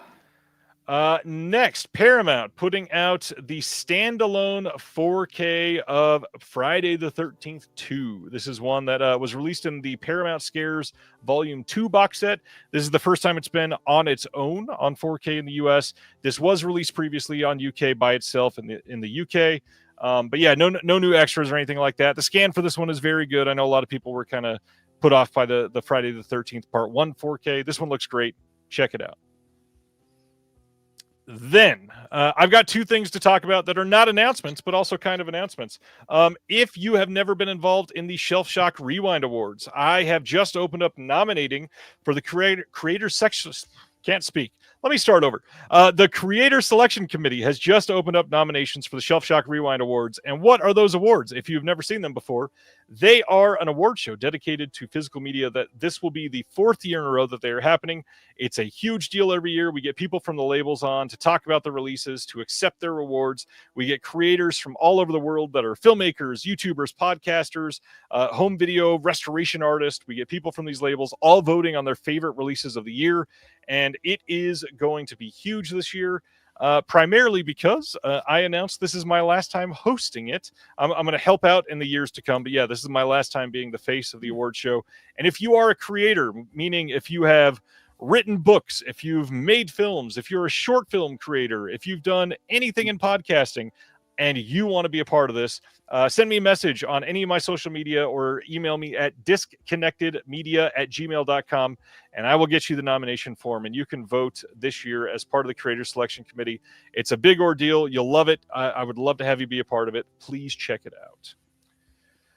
And the last thing, for anybody that has their own show, whether that be podcast, YouTube, anything like that, I have a giant project that is getting announced in January that I need to promote the hell out of. And so if you would have me, I would love to be a guest. I'm trying to fill up as many spots as I can. My schedule is going to be packed pretty tight over the next 6 weeks of promotional opportunities. So please have me on. I cannot wait to share everybody what this is. But until then, if you've got a show, please let me come on and talk about it. We will happily discuss.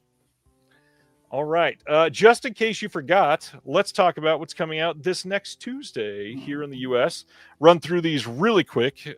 We've got the Teenage Mutant Ninja Turtles 4K box set from Arrow. We've got Pee-wee's Big Adventure 4K from Criterion. Still can't believe we're getting that. We've got Boogie Nights on 4K in the Steelbook and the standard release. Leaving Las Vegas. Lots of Nick Cage tonight. 4K from Shout Factory. Babe and Babe Pig in the City on 4K from Kino. David Cronenberg's Rabid on 4K from Shout Factory. David Byrne's American Utopia coming from Criterion. Jarhead 4K Steelbook drops next week. Scars of Dracula 4K from Kino. Walking Tall from 2004 4K from Kino as well. Filmmasters putting out their Vincent Price House on Haunted Hill release next week. We've got some of those Warner Archive titles coming out. We've got Wally Gator, the complete series, Lippy the Lion, and Hardy Har Har on Borrowed Time, and then San Antonio and the Valley of Decision, all dropping next week from Warner Archive. We've got Monk, the complete series, coming out next week, which, again, I know that we've pointed this out every time, but I love that as a show about somebody with OCD, one part of the entire box set doesn't have a slipcover in the end. Hilarious. Shout Factory's Hong Kong New Wave Essentials comes out next week. That is a site-exclusive box set. You can buy that on Groove. Alrane and the Student of Prague Standard Edition from Deaf Crocodile is getting its wide release next week. Saga of the Phoenix from 88 Films. We've got Liver Leaf coming next week. I Love Melvin, also from Warner Archive. Interrupted Melody from Warner Archive. Delinquent Schoolgirls from VCI coming as part of their Psychotronica collection. Rockers 4K from MVD. Young Violent Dangerous from Raro. OC and Stigs from Radiance Films. And a handful of others that I need to see, like Thank You Very Much and The Raw Ones from VCI. Plus that documentary Beast Wishes, which thankfully they removed this terrible AI cover and replaced it with proper artwork. Anything from this next week that you're checking out here soon, Austin? Well, I will be checking out the Pee-wee's Big Adventure. I'm happy to replace my Snapcase DVD. That's one that I missed in the last generation. So that's going to be a huge upgrade for me there. I should look into the Reanimator 4K. That one I have not ordered yet, but I would just love to see the green needle in HDR just like disappear down the screen. The credit, I imagine like all the opening credits are just going to be something that are just going to blow my mind, and and a 4K with all the grading and everything done. And yeah, there are a few down here. Do you mind scrolling down a second? Sure, absolutely.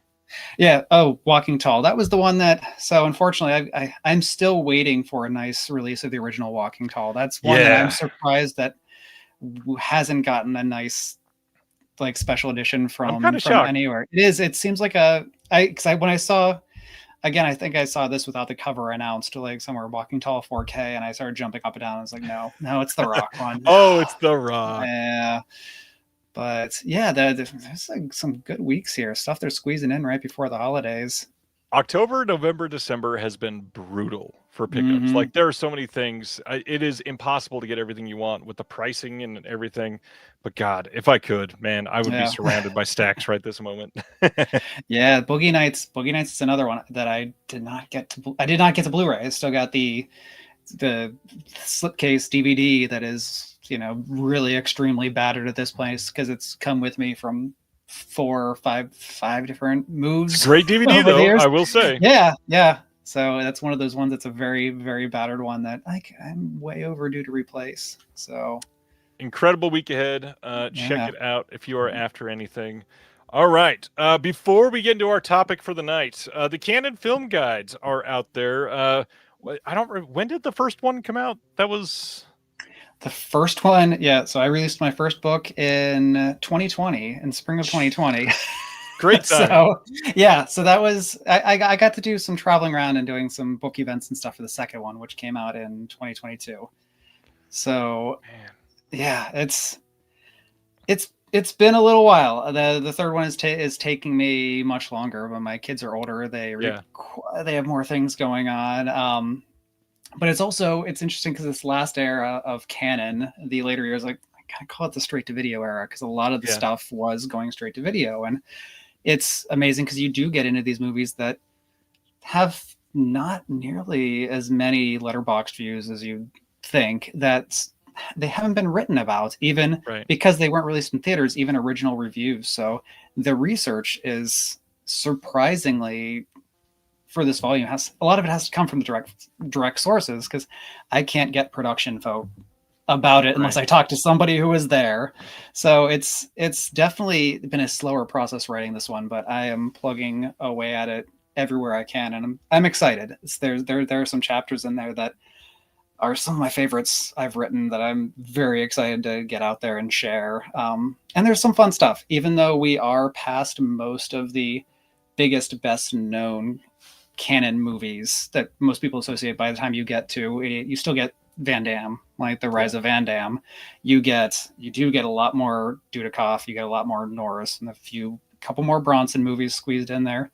But you do get like the whole story of the Warring Lambada movies, which I want to say is like my Ken Burns documentary that I've written in here. It's just the Lambada Wars going on. So there's just stuff that I'm really, really excited. Movies that I've written, did not expect to be this excited and find this much interesting stuff about them. So it's been a fun one, because this is one where I've really had to dig deep on a lot of these, but the stuff I'm pulling out there is truly stuff that, these are movies that people haven't talked about. This is another one that, between the first 2 volumes, there's still like a handful of movies that are only available on VHS or in the first 2 volumes. On this one, I'd say maybe a third of it has never had a proper DVD release. So I am screening these from, I've got a beautiful 4K TV, but then I've got a tiny VHS built-in TV that's sitting in the corner of this office over here, and I'm watching erotic, like very bad erotic thrillers that are in 240p. that were rentals, so they're very worn out. And so it's fun, because it's also, when I started the first book, a lot of the movies that are now on Blu-ray were not on Blu-ray yet. Right. And so it's cool. It's taking me back to that very beginning, because it's a fun way to watch these movies. As glad as I am to watch Revenge of the Ninja in 4K, I'm very excited for it. It's also very fun still to pop in the big box VHS tape and watch it the same way I did when I was, in 6th grade. It has been a hell of a 5 years for Canon. A lot of the stuff that never got attention has gotten releases that has led to people finally talking about them. And I got to say, like, I love the first 2 books. I'm very stoked that people have truly discovered things about them, because there's lots of information that has never been compiled that way before, which is why you had to do it. So thank you. Thank you. But I must say, I think the third one is the one that I'm like most eager for, because again, there's not like writing on most of these films. A lot of the films from the first 2 books, there was some stuff out there, sure, never compiled like this, but this one seems to be the most exciting for the people that like discovering things, for things brand new to them. So I can't imagine like the research process. How are you going about that? When you're watching one of these that doesn't have a modern Blu-ray release, what all are you doing to research? Well, I mean, so there's a lot.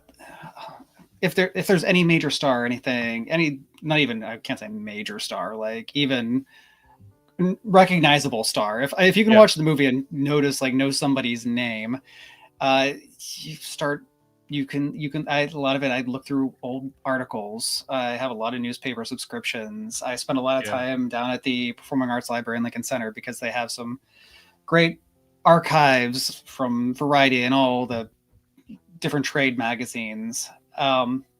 There's that. But then in the stuff for the films where that's not available, which is a lot of them, I'll be honest, I am going down the credits list and seeing who I can find on LinkedIn, on Facebook, on and sending very very kind email messages. Hey, you don't know me. You made this movie 30 years ago, and maybe it was the only movie you in, or one of a few movies you worked on like a few years ago, but would you like to talk about it? And so it's nice, a lot of times there aren't responses, but then there are the responses where it's like, somebody's like, nobody's asked me about this movie. I've been working as, like, I haven't even been in the film business for years and years and years, but I'm excited to tell these stories, and they'll remember things. And so it's a lot of that, a lot of directly trying to just hunt down the people. And what's nice is this process is easier to do that than it was for the movies that were made in 80, 81, 82, because movies that are made in 92, 93, even in the 94, the people that's almost a difference. Like that's 10 to 15 years. So you're working with people who are not quite as up there in age. And so it's made it a little bit easier. I don't know if you see this. Craig says we just had our roof done at our house, and the guy's dad was one of the founders of Canon. That's awesome. That is awesome. Yeah. Out in that's very cool. Trying to think. Wonder who's working in roofing, but yeah, I know he has a couple sons, 2 sons at least. So. All right. Awesome. So the 2 books available on Amazon and hopefully a lot of independent bookstores still. Mhm. Where is the best place for people to pick them up to support you? Well, from my end, anywhere. That's it's all the same to me. And with that note, any independent bookstore can grab it for you. If you have an independent bookstore, just give them the title. They can order it. It's through a very large distributor, and at least they'll pick up some, because on my end, whether you get it from Amazon or you get it from the place on the corner, it doesn't make a difference to me. I'd rather you at least get some of that money to go somewhere independent. Right. That said, unless you see me at like the Mahoning Drive-In or something with a table set up, like that's the best place. That's but that's limited by geography. Sad but true. So yes, please go check those out if you are even semi-interested in Canon films. Literally some of the best film reference books out there from the last 10 years. Truly just honored to have you on the show. I adore your work and glad you're here. Oh, thank you. Thank you so much. That really means a lot.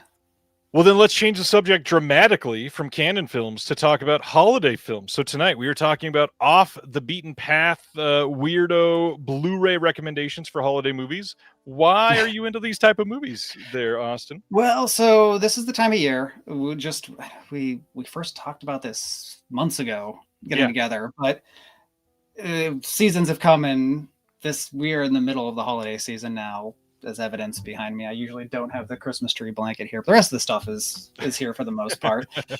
But I have a box of movies, and it's, you have all of the classics, that stuff that you see every year that's played on TV around your Christmas Stories, your Elves, your It's a Wonderful Life. And all of those are in there, but there are also like a stack of movies that I've picked up from labels that have like some Christmas themes and things like that, or things that you wouldn't necessarily think of immediately as a Christmas movie. They'll come out of this box, which this box is what comes out the day after Thanksgiving for me. And it's what we work through. Like I do get really into the holiday movie season. To be honest, a lot of my all-time favorite movies are holiday movies. So that's, I love this time of year, and I love movies set in this time of year. And I think there's always a few weeks, especially when we have such a short holiday season, right, as we do this time, that I am just trying to dive as headfirst as I can into the world of holiday films. I am so stoked to see what you pick tonight. There is some great titles that have been released by boutiques here in the last 3 months that could easily fall on this list. We are going to dive into as many of them as we can. I think I've got 7 here just in case. And then I'm sure we'll both have some honorable mentions that if they're not on either of our lists, we can shout out really quick. So let's see, what is your first recommendation? These aren't ranked or anything like that. These are just like 5 favorites. These are just ones that I've been. So Kronauer, I'm sorry, I'm butchering your handle here, but he just spoiled one. But just because this release is so fantastic, and it's still like a few hundred copies left, I'm shocked, especially since the movie Orgy sold out so fast in this last sale, that I looked before I grabbed it to talk about it tonight, because I was like, oh, I'm sure it's gone. I'm sure it's unavailable. And this is great. This movie, I mean, it is easy to see anywhere. A lot of the Mystery Science Theater version is, which is the first one I saw, and it's easy to find. But this release is, I mean, the movie, it's a great version of this film, but it has so much cool stuff on it. Yeah. They have, AGFA has done this whole, the thing, what they call it, the Santa Claus Conquers the Drive-In, plus just a bunch of something weird VHS mastered stuff, like just bizarre Christmas things. They've got the Liberace Christmas special on here, lots of like bumpers, little like odd things, and I love for weird Christmas stuff. And this is a disc that, like some of their other releases, I mean, they did the great thing with the drive-in bumpers recently, and all their horror. They do the trailer discs and the mixtapes and stuff. That's something that they do incredibly well, and it's always when their announcements go up, I have to see it, because they also do the play all function, which I love. So this is something that as soon as Thanksgiving dinner was over, we had my RR watch, and this is one that just went straight in and played probably twice through, and it's just Nice. It's just awesome. And Santa Conquers the Martians is a very fun film. I'm hoping someday we get a similar release of Santa Claus or Santa Claus versus the Devil, the other one that was on Mystery Science Theater. That's public domain, but I'm guessing the elements are, there's just nothing that looks good. It's the DVD copies are as good as it might ever look for us, but I'd love to see that. But this is an awesome disc, and I think there are still 300 copies or something when I checked this afternoon. So yeah, the so standard edition is still in stock. There's almost 400 of those. Pick those up. Okay. They're shipping partner label stuff right now pretty quick. So if you order just this title, they might ship that even this week and get it to you before Christmas. So totally worth it. This disc is great. And yeah, good shout on the play all. AGFA does that as a special feature a lot of times. They'll put 3 films on a disc, and literally you press one button and you've got the next 4 hours of your life programmed for you. And it's always a good time. Yeah. So that's my first one. And thanks to Cronauer, because I had to, as soon as they said that, I jump in with it, because I'm like, I'm betting this is on Ryan. This might be on Ryan's pile. I kind of assumed it was going to be on yours, so I left it to the All side. All right. Okay. I actually, one of the ways that I thought I would juxtapose you, I went slightly more modern on a few of mine. Okay. So we'll see if any of those cross over. The first one is I had to highlight his film because I adore this movie. This is by far the most mainstream of these picks, though. This is the beautiful movie Tangerine by Sean Baker. Yes. This release is just incredible from Second Sight. If you don't know, because this obviously doesn't jump across as a Christmas movie, it takes place on Christmas Eve. All of these stories are mashing up together at Christmas Eve at a donut shop. It is a just beautiful classic Sean Baker story, this classic moment in time of these different families facing their different problems and different things happening to different people and how they respond to them. And then oddly enough, all of those stories just happen to cross paths at the perfect moment. And that synchronicity and this slice of life moment is what makes a lot of Sean Baker stuff really special. And I will say this is easily the better than I could have dreamed for a movie shot on iPhones. This is the first movie that everybody was, oh my God, this whole thing was shot on iPhones. And it's still a very beautiful looking movie. It is so well made.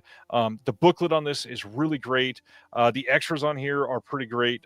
Second Sight has delivered another good release of his stuff this year with the Florida Project.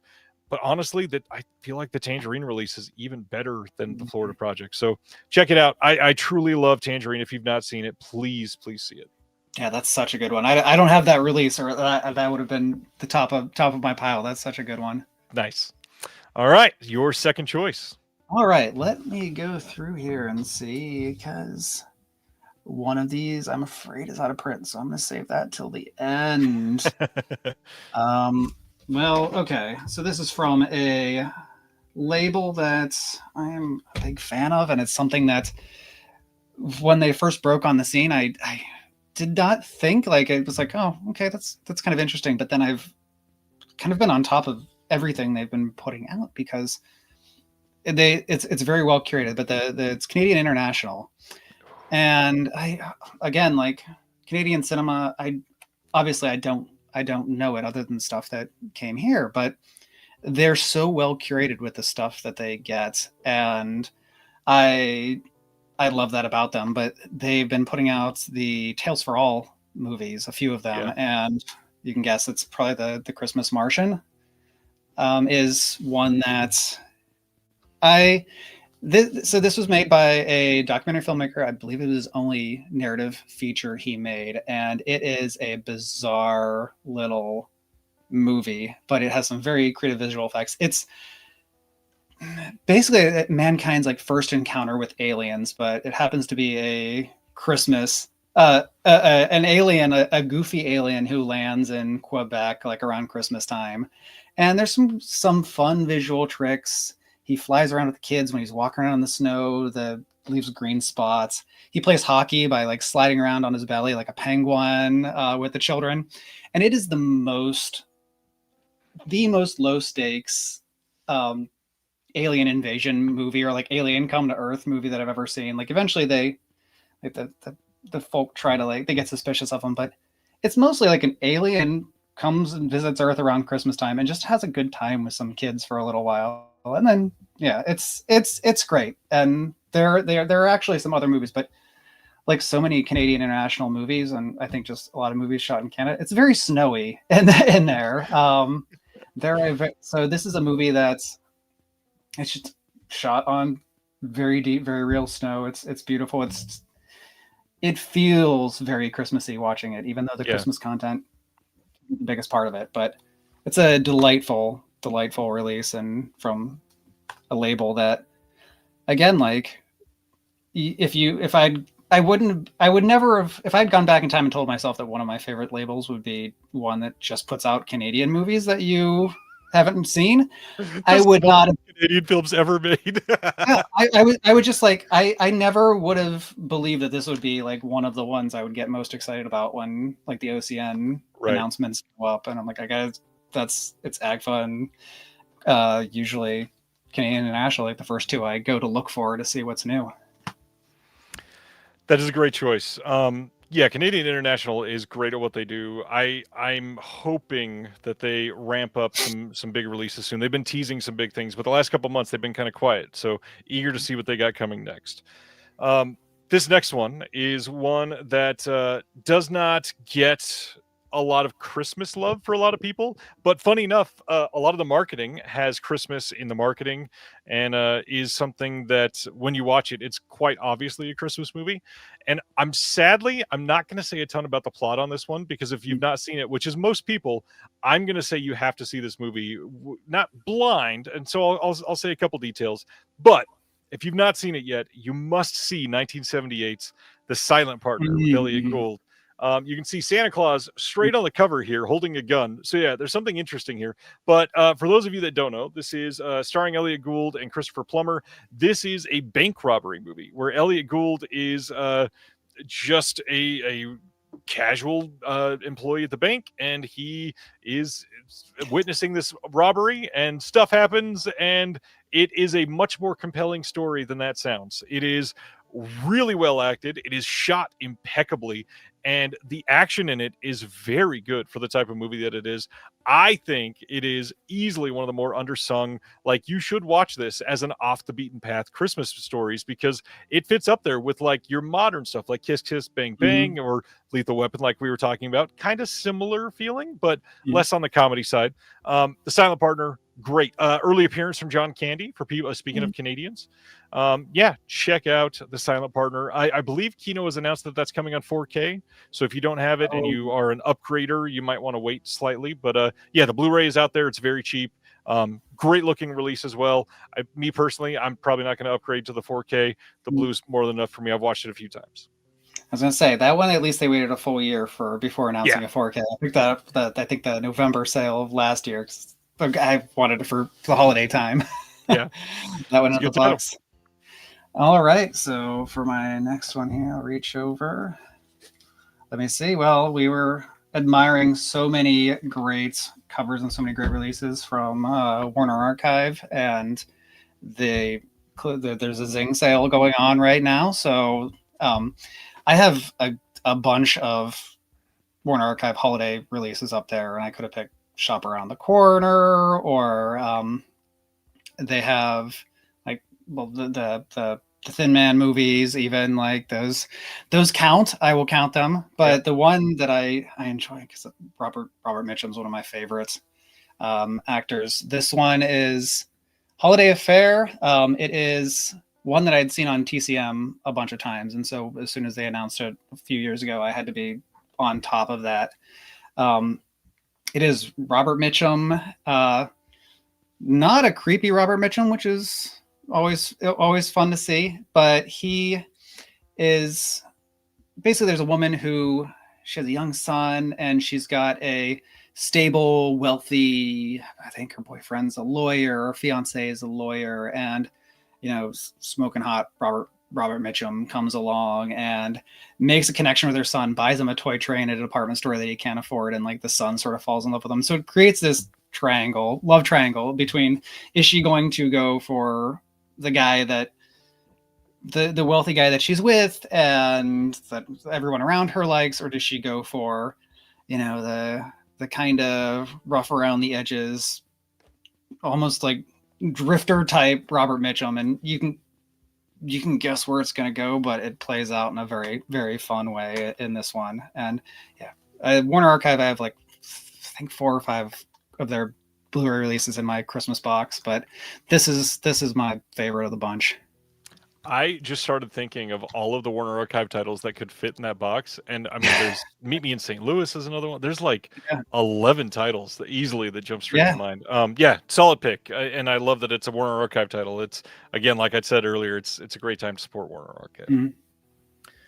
All right, I'm going to go from 78 to a much, much, much more modern film. One that I feel like hardly anybody saw, even though it was released in a pretty good version here from Arrow.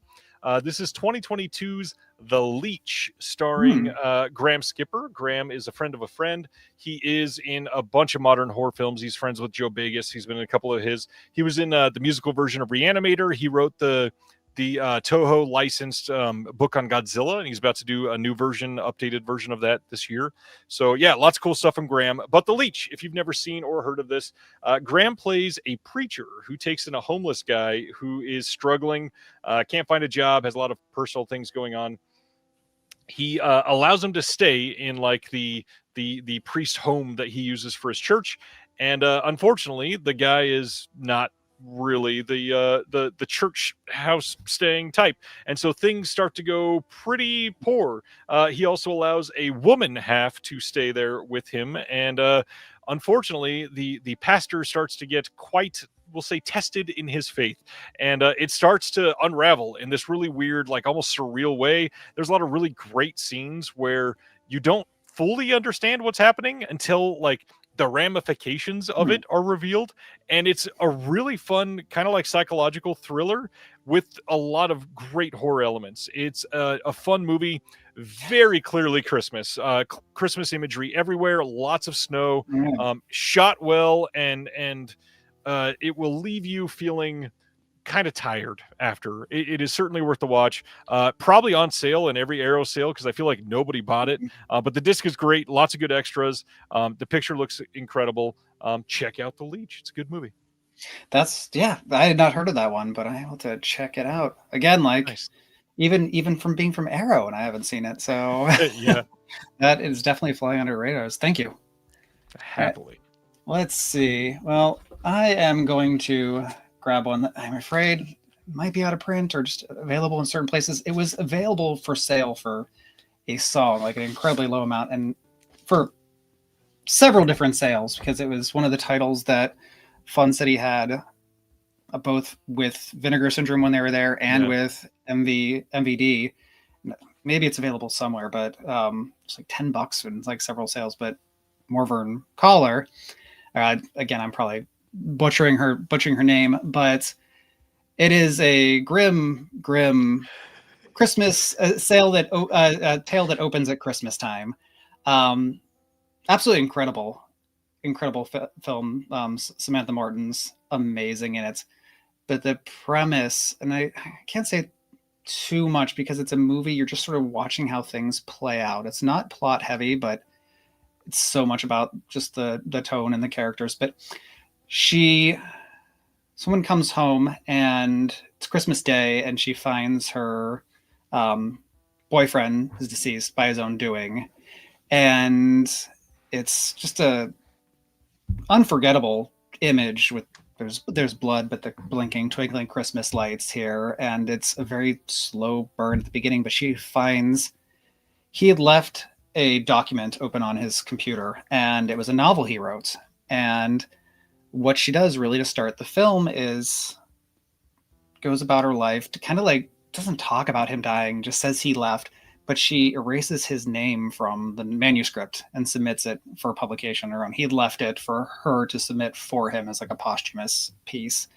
And the movie just sort of follows how she reacts and what she does afterwards. And it's a movie that it doesn't explain itself at all, which is incredible. It's something. There are many films that do this, but this does it incredibly well, where every time I watch it, I notice something different, and I kind of interpret her actions in different ways and her motives in different ways. And it's a very grim Christmas film, and it's probably I not something sure. It's different than anything else that would be in this box, but it's just also an incredible movie. And this is actually the movie that I'm a unashamed fanboy with Fun City Editions. Jonathan's picks there are just just the movies that he's getting. They're so varied. You can have the same label puts out this, that puts out Paradise, a Blue Lagoon knockoff, and I love that about what he's doing. But this was a movie that I had on DVD, and it was like, everyone keeps in those in their head of like movies you want to see get upgraded, and it was this movie came out from there that I did not expect, and it's got cool stuff on it. Chris O'Neill does some work for this, which is just fantastic. Nice. But it was one of these things where it's like, here's a newish label that I'm really, really really interested in. And all of a sudden, as a surprise, they put out one of the movies I most wanted to see on Blu-ray. Yeah. So I am a very, very dedicated follower afterwards, thanks to this. Amazing. Yeah, it's a great choice. I had one that was probably about as dark as that I was going to talk about, so I will instead change to something different. But man, if you've never seen Morvern Killar, it is quite good, really well directed. This is Lynn Ramsey, who's, I mean, after seeing Die My Love this year that she just put out, she's one of those directors that every time I watch one of her movies, I kind of want to watch them all again. But then I also don't want to do that because I will probably want to kill myself. And I don't want to feel that way, but also it's so enjoyable to feel that juxtaposition. I mean, movies are always, entertaining to me, but there's something about her films that just feel special and lasting and kind of heavy after a while. And not heavy in like, oh, these are deep sort of feeling, but as in like, no, they will literally weigh on you for like the next 4 or 5 days, and you'll just do nothing but dwell on those feelings. So I love the choice. Severin has put out a small amount of Christmas movies, and I feel like this might be the first one that we could theoretically cross over with so far. But I had to talk about one of their first 4K UHD releases, and I love this movie. It is 1995's Day of the Beast. This is directed by Alex de la Iglesia. This is a Spanish film about an individual that has to go to a metal record store to try to solve the small problem of summoning Satan on Christmas Eve to stop the apocalypse from happening. And this movie is hilarious. It's dark. It is genuinely creepy in a couple scenes, but De La Iglesia is such a unique filmmaker. And if you've seen like Perdita Durango, you know exactly what that means, because he is somebody that will not shy away from like making the corniest joke followed by like the most subversively shot scene that you've imagined in the last 90 days. But yeah, it's a great movie. I think it was their second or third 4K that they ever put out. It's a really solid disc. The extras are great. There is a feature-length making of documentary on this that is very, very good. They also put out Perdita Durango on 4K. Solid pickups. Check both of them out. It's not one that it really gets marketed as a Christmas movie, but it very much is a Christmas movie. It is hilarious. Don't go into it like expecting a full-blown horror movie, but it is quite good. Check out The Day of the Beast. All right. I will. That's awesome. Awesome. All right. Next up is, oh boy, my stack is still larger than I expected, but just coming out of this one. This is the fifth one already. I know, but all right, because we haven't talked about really and many criterions tonight. Yeah, I'm going to talk to this, and again, I just talked about one of my all-time favorite films with Morvan Collar. This is another one that happens to be Christmas, well, like a lot of Christmas in it, Christmas sets. But from Criterion, it's not Eyes Wide Shut. It is All That Heaven Allows. Ooh, I've still not seen this. So Douglas Sirk is another one of my favorite filmmakers who couldn't be further from the canon realm. But yeah, I'd mentioned earlier, my best birthday was doing a Douglas Sirk marathon at the Film Forum, playing hooky and going to that. But This is one of my ones that if a 4K comes out, I will jump right on it because it's just a gorgeous, gorgeous Technicolor movie. And Douglas Sirk is one of the, in my opinion, the made some of the prettiest films in the 1950s. But this is a movie that, if anybody hasn't seen it, Rock Hudson and Jane Wyman are the two stars. And it's funny because it's supposed to be played as like a May, December, not quite, but she's a widow. She's supposed to be an older woman. She's, I believe, 8 years older than Rock Hudson in this movie. And she's in her late 30s when it was filmed, which is hilarious. But she's got adult children, and they're always going on about like how old she is and how she's too old to have boyfriends and things like that, and how Rock Hudson is too young for her. But she's the society woman, upper class woman. And I think that probably has a lot to do with it, and it's going to seem silly to us. And Rock Hudson is this younger man who is kind of I don't want to say a beatnik, but a bohemian fellow who is just interested in trees. He wants to start a tree farm. He sells Christmas trees. He wants to be an arborist, and he does handyman work for her, and they fall in love. And it's this forbidden romance between, a guy in his early 30s and a woman in her late 30s. But what's wonderful, besides it just being a gorgeous movie, a lot of it takes place at Christmas trees. I mean, Rock Hudson's just got flannels and selling Christmas trees through so much of the film. But it's got some very hilarious subtext. Rock Hudson, everyone knows, was closeted at this time. But what is subtext in this movie, watching it now, is there's nothing sub about it. It's just a very open innuendo. And it comes off as kind of, it's fun to watch because there are lines where Jane Wyman asks Rock Hudson if she wishes he was if he wishes she was a man, and he's like, yes, in a certain way. And he talks about how he's not interested in women, he's only interested in her. Like, it's got some great stuff. And watching it now, there's no subtext at all, and it's very fun in that way. But just a gorgeous film, very short. It's 80 some minutes, and just beautiful. I mean, anybody who's seen Written on the Wind with Douglas Sirk also knows, like, his subtext could be very much on the cover. I think of the woman stroking the long phallic building at one point in the film, and there's nothing hidden there. There's a lot of boner jokes, if I'm I'll say that now in this one, that are not hidden at all to a 2020 audience, but at the 50s, maybe they didn't see it. I don't know. But wonderful, wonderful film. Just delightful in a lot of ways. I have to see it. I was trying to think when you brought up the 4K at the beginning. Are there any Douglas Sirk films on 4K yet? I was trying to think. Not in my collection, so I don't think so. Yeah. Huh. No. I guess we're due for a 4K box set. Come on, Criterion. Yeah, well, I know, because even Written on the Wind got the very, very late. It felt like that came to Blu-ray very late. So that when I was waiting forever for the DVD to get upgraded to a Blu-ray. So maybe I don't know. Maybe it's further down the schedule, because hopefully, fingers crossed, because they'd be a beautiful film to have, and just the colors are incredible. It's one of those just mind-blowing Technicolor films. Yeah, undoubtedly would sell well too. I mean, with his name attached to it. Come on.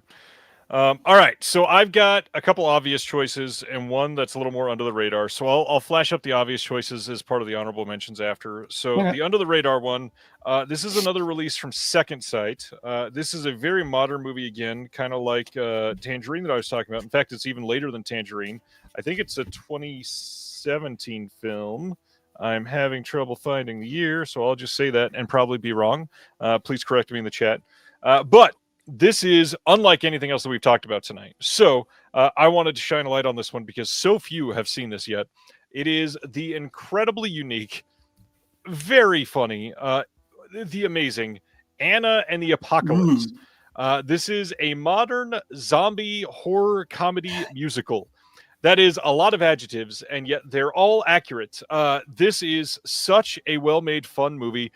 The songs in this are actually good. I know a lot of people get scared at the word musical. It is actually good. Like, the songs are funny. They're well performed. They work. There's actual singing and dancing done in a reverential way. It is really great. I will say the second sight limited edition, which is long, like difficult to find now, had a booklet on the inside with lyrics to all of the songs, which is really great. The release here also has, I believe, maybe not. So it's a Blu-ray disc, and it is completely region free. So if you're after this one, you can check this out. It's got 2 discs. It's got a theatrical cut and the extended cut. This movie is genuinely funny. Very, very Christmas themed, as you can see. Like, there's no doubt that everything about this is Christmas. There is the small town at Christmas where these zombies are attacking them. It is funny. It is not really scary, but there's a lot of actual horror elements. The makeup is very good in this. Like, it's actual gore makeup. And again, like, hardly anybody has seen this. I think it was on Shudder before. Not sure if it still is. See Anna the Apocalypse because you will fall in love with the music. It is so good. That's a fun one. That came out right at the time, at the end of my time in New York, and I remember going to see it. So it was one of those ones that played down in the Village, which is cool. I would love to see that in a theater. I never got a chance for that one. Do we want to go just rapid fire through the last shoot ones? off as many Because as you I'm want. excited to see if you've still got some in your stack there. Some of these are less obvious. One, I didn't want to double dip on a label, but Canadian National, another Tales for All was the dog who stopped the war. It's just about a giant snowball fight during Christmas time. It's, if you read Calvin and Hobbes, there are those beautiful strips where it's just Calvin and Hobbes like playing in the snow, and it just this wonderfully winter landscape. This movie feels like one of those Sunday strips come to life, because it's just kids getting to this increasingly heated snowball fight, and just a fun film. Another little Christmas banger from Canadian International. It was like a lot of their movies contain like some sort of a snowmobile chase, or there's a lot of snowy movies that they've done. It's hard not to when you're in Canada. Yeah. My next one, really obvious pick, was Rare Exports. Oscilloscope put this out. Great movie. It is a new Christmas classic. Most people have seen this one.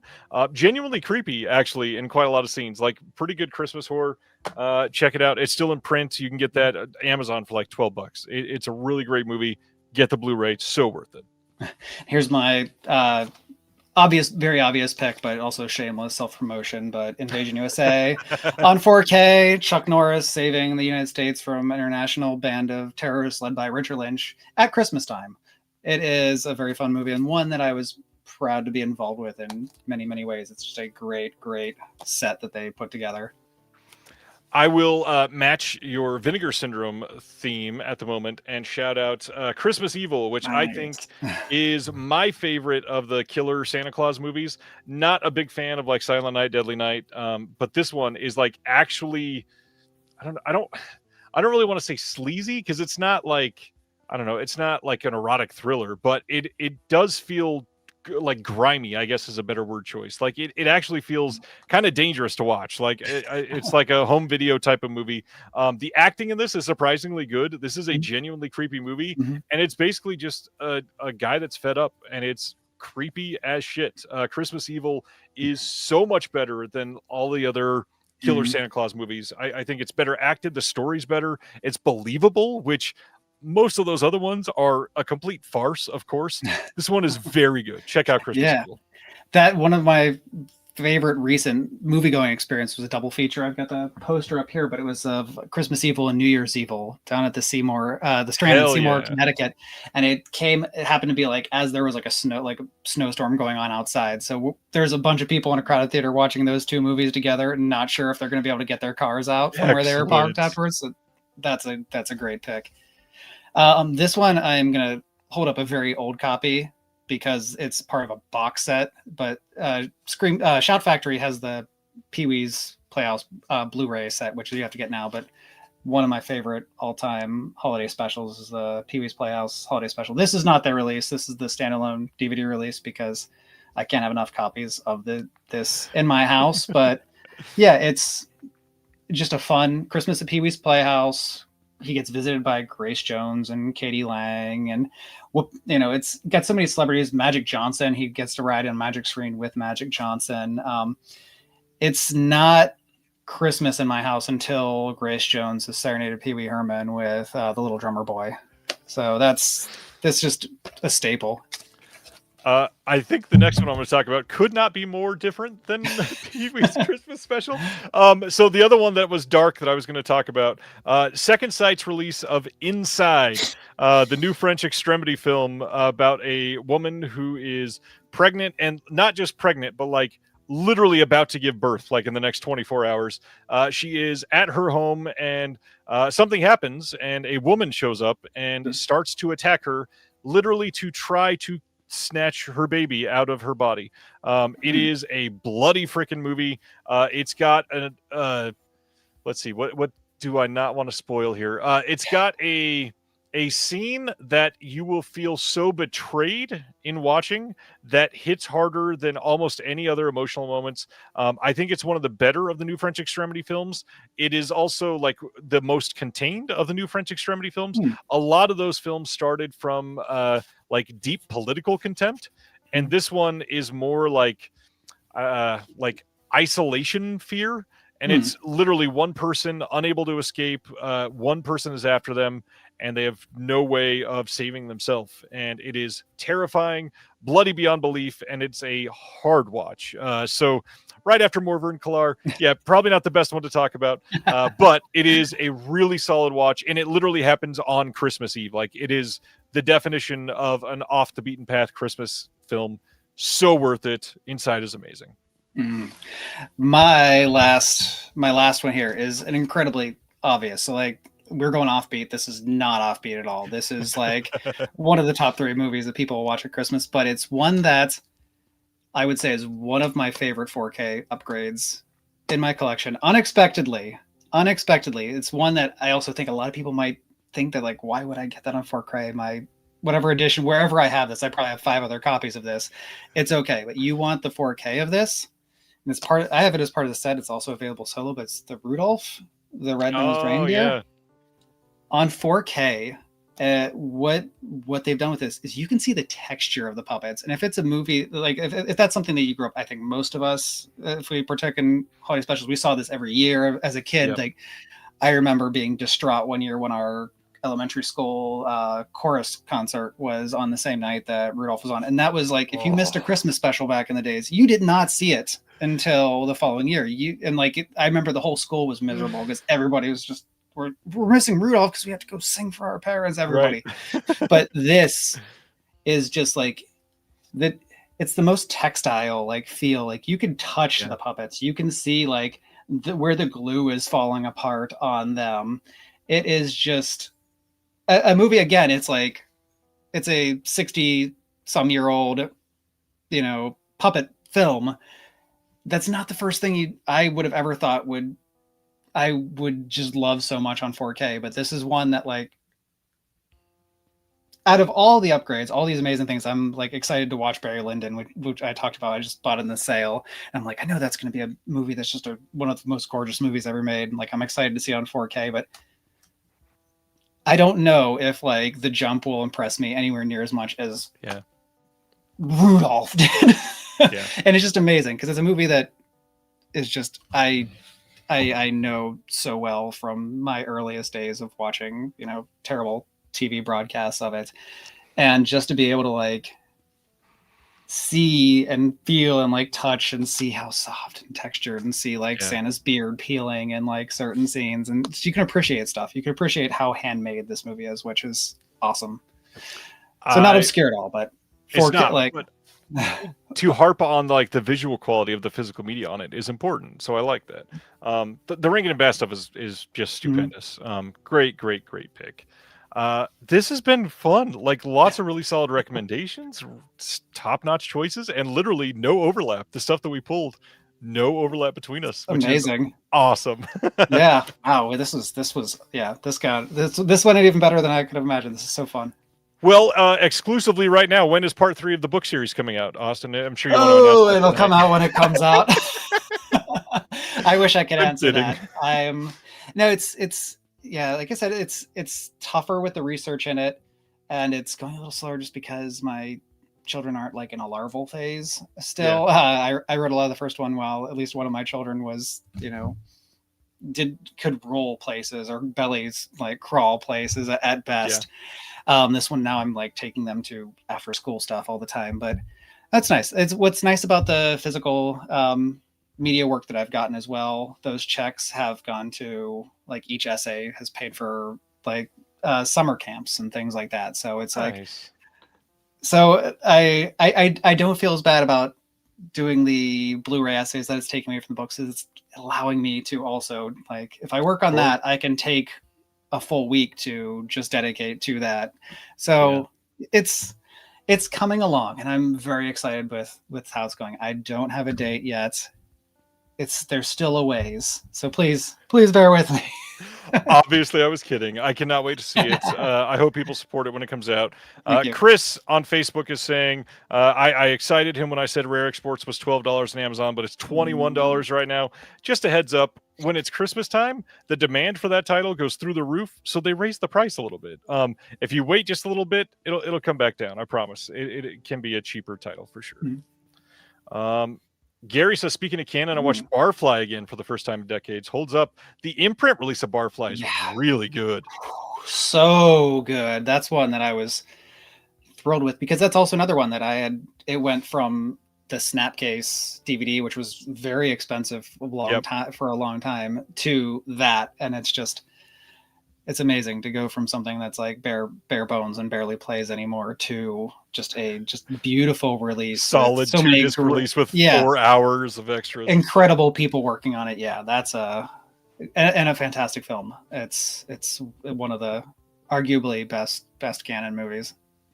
It's quite good. That thing came out, and that was the first time I'd ever seen that movie. And watching it then, I could imagine when I was younger, I probably would not have felt the same. Mm-hmm. But seeing it at this age, that movie hits hard, especially somebody whose father was a raging alcoholic. Mm-hmm. Oh, Bukowski. I think a lot of people need to watch Barfly that haven't. Mm-hmm.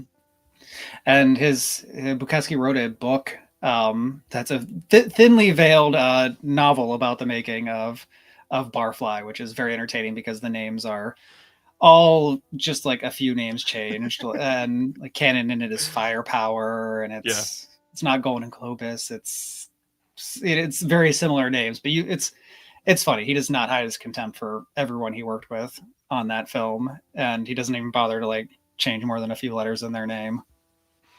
Well, I think that's all we got. Anything that you want to promote coming out or coming up, or recent releases like Mac and Me, perhaps? Sure. Yeah. Some of the stuff I've been, I got to work on some great releases this year that I was really excited about.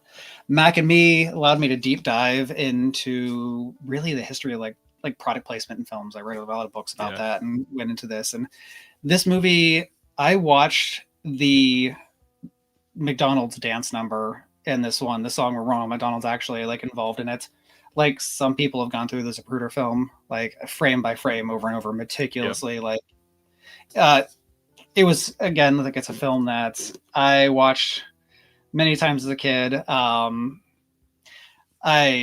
saw it with my kids actually at the Mahoning Drive-In when they had the Mystery Science Theater event. We saw that version, so it was funny because they had reached out about working on this like right after I had come back from seeing it at the drive-in. Nice. Which was so much fun. And so that's the one that I was excited about because I did see it as a kid. I did not realize the movie is as bad as it is. It's incredibly enjoyable. But no, the other one is we talked about Garbage Pail Kids, which was a movie that one of the early movies that I actually realized was like bad. as a young child, I was like, oh my gosh, like what is this is a hard watch, but it's Yeah. it's fun, and it's got some great effects. And for this one, I really got to go into. I focused on the performers inside the costumes. This was throughout Hollywood history, little people, actors who are little people, have had some very thankless jobs, and a lot of the people who worked on this movie were Ewoks, they were in Blade Runner, they were in all these incredible films, and they're names that you don't really know because there are only so many famous little people actors, and Right. there's just like unsung heroes of some of the best genre of movies of the era. And so I really enjoyed getting to go into their careers and lives and where they came from, how they wound up in Hollywood, how they ended up working in movies, and it's one that I'm very proud of. The other one was just a long dream. This was my last release from this year, but I was a Trauma fan coming like from canon, but Sergeant Kabukiman NYPD, and I was very grateful because the angle they let me take was going through all of the. Cause this is the Lloyd Kaufman's like superhero movie, one of the two with Toxic Avenger, and he had, and people know, but he was a lifelong friend of Stan Lee, and they worked on so many scripts together. So I broke down some of the projects, all the unmade projects that Lloyd Kaufman worked on with Stan Lee over the years, which was in the 60s, back when, Marvel was the Marvel that we know today is this big, huge thing, through like the dark times, like the early 90s when it's just a fascinating, some really crazy projects that are something you wouldn't. They worked together on a script called The Man Who Talked to God, which was about faith and things like that. And you never imagine Lloyd Kaufman and Stan Lee working on a script about faith together. Those aren't the two names, but it was a fun project, and just going through a lot of archives and finding out information about these. And funny enough, some of these projects were pitched to the pre-Golan Globus canon, the Dewey Friedman years, which is awesome, where Lloyd got his start working in the New York City film business. So again, these are I've loved the opportunity getting to do some of these deep dives into areas that I haven't had the opportunity. It's different from the canon stuff. It's similar, it's adjacent, but it's something different, and it's been wonderful too, because the work like this does help pay for like summer camps and things like that give me time to do the work on the books.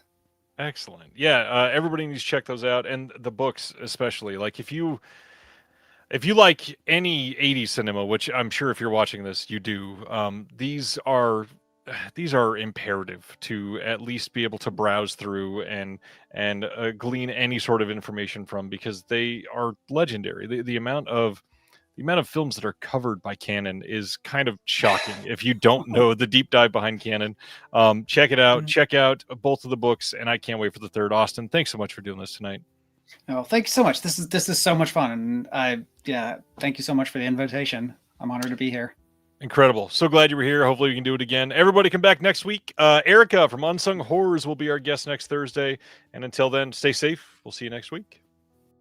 Thank you for watching The Disconnected. On the way out, make sure that you are subscribed to the channel, that you've liked the video, and that you've copied the link to be able to share it with someone else that may appreciate this.